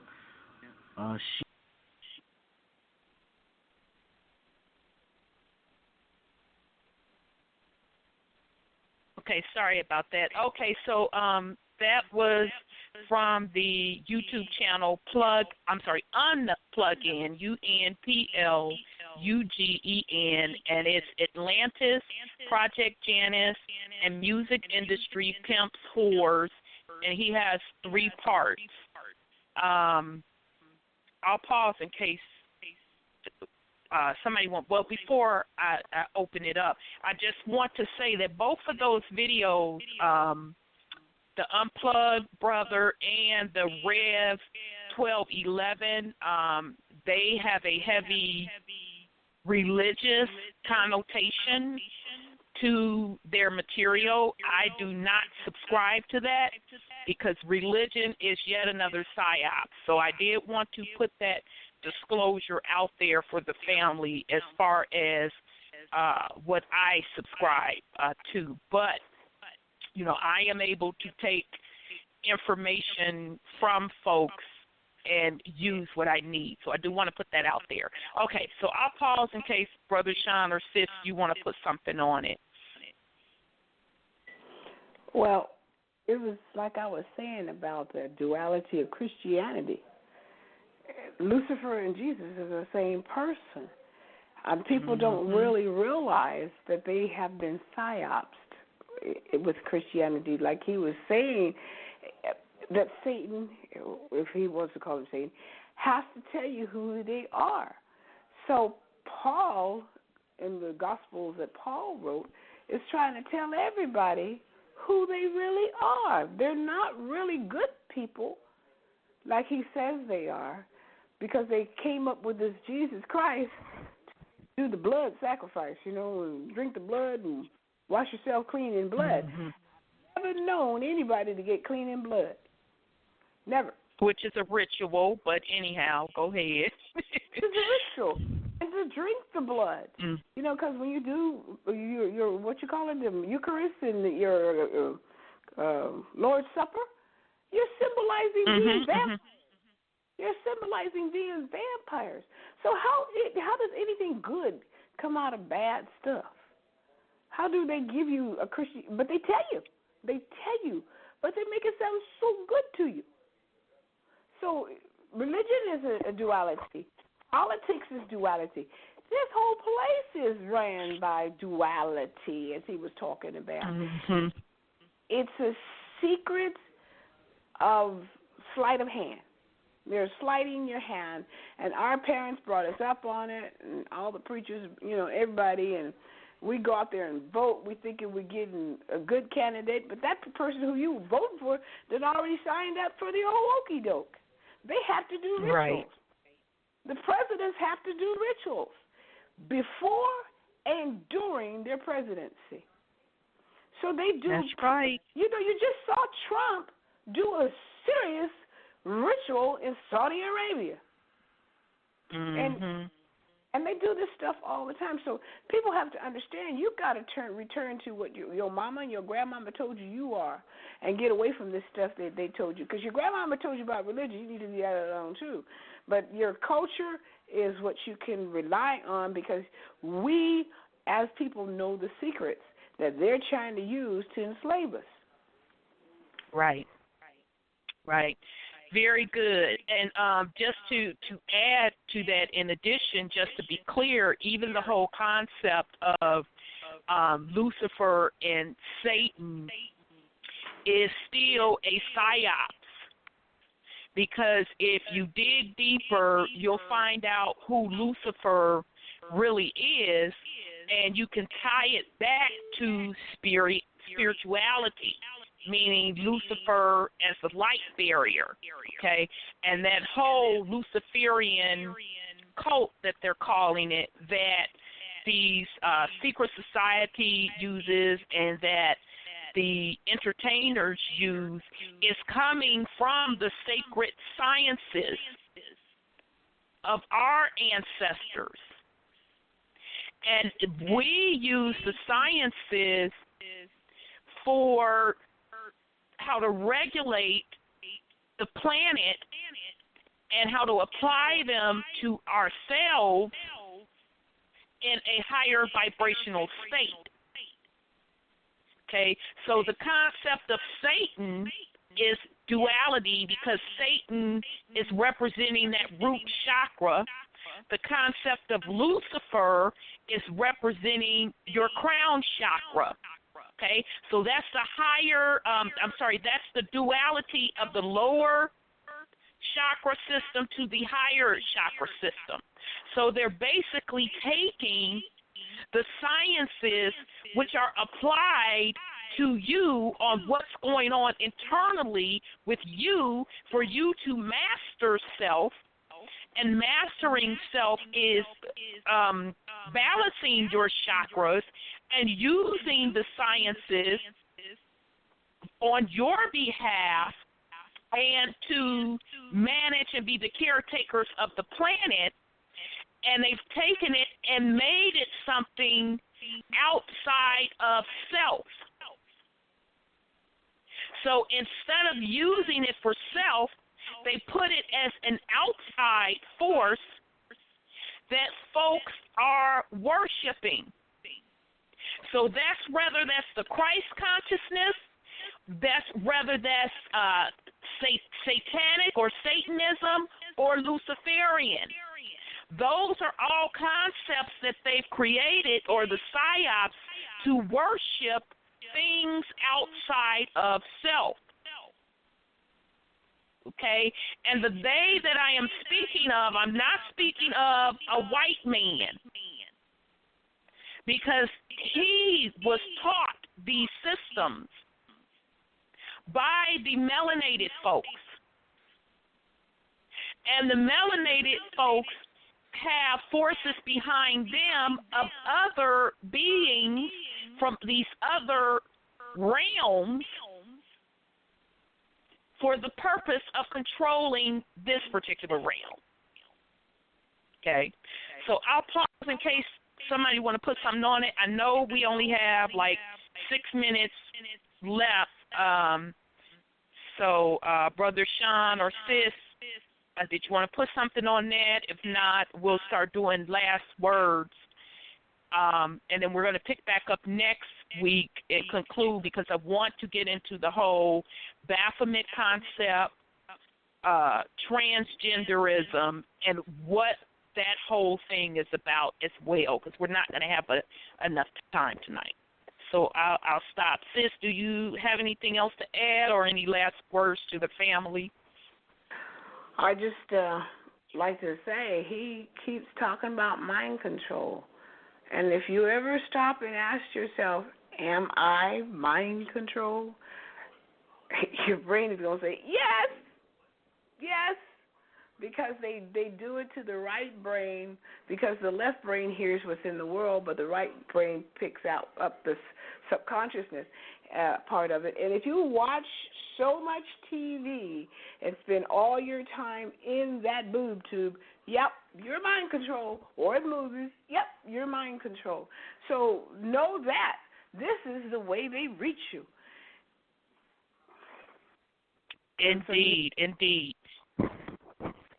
And I notice we're getting choppy, so we apologize, family, but that's the nature when we put out information like this. Brother Sean, did you have any last words for the family? Uh-oh, did he get kicked off and I didn't know about it? I don't know. Okay. He must have. Damn it, I don't know if I got a text from him. Well, we rounded up, so he may have gotten kicked off. Oh, well, Brother Sean, or you trying to talk and you can't.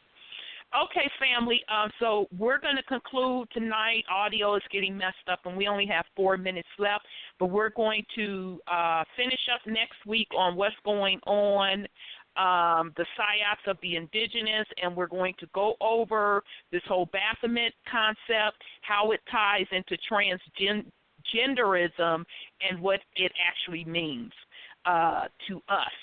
So I want to thank each and every one of you for your support, and we will be back next week. So love you very much. Does you have anything else for the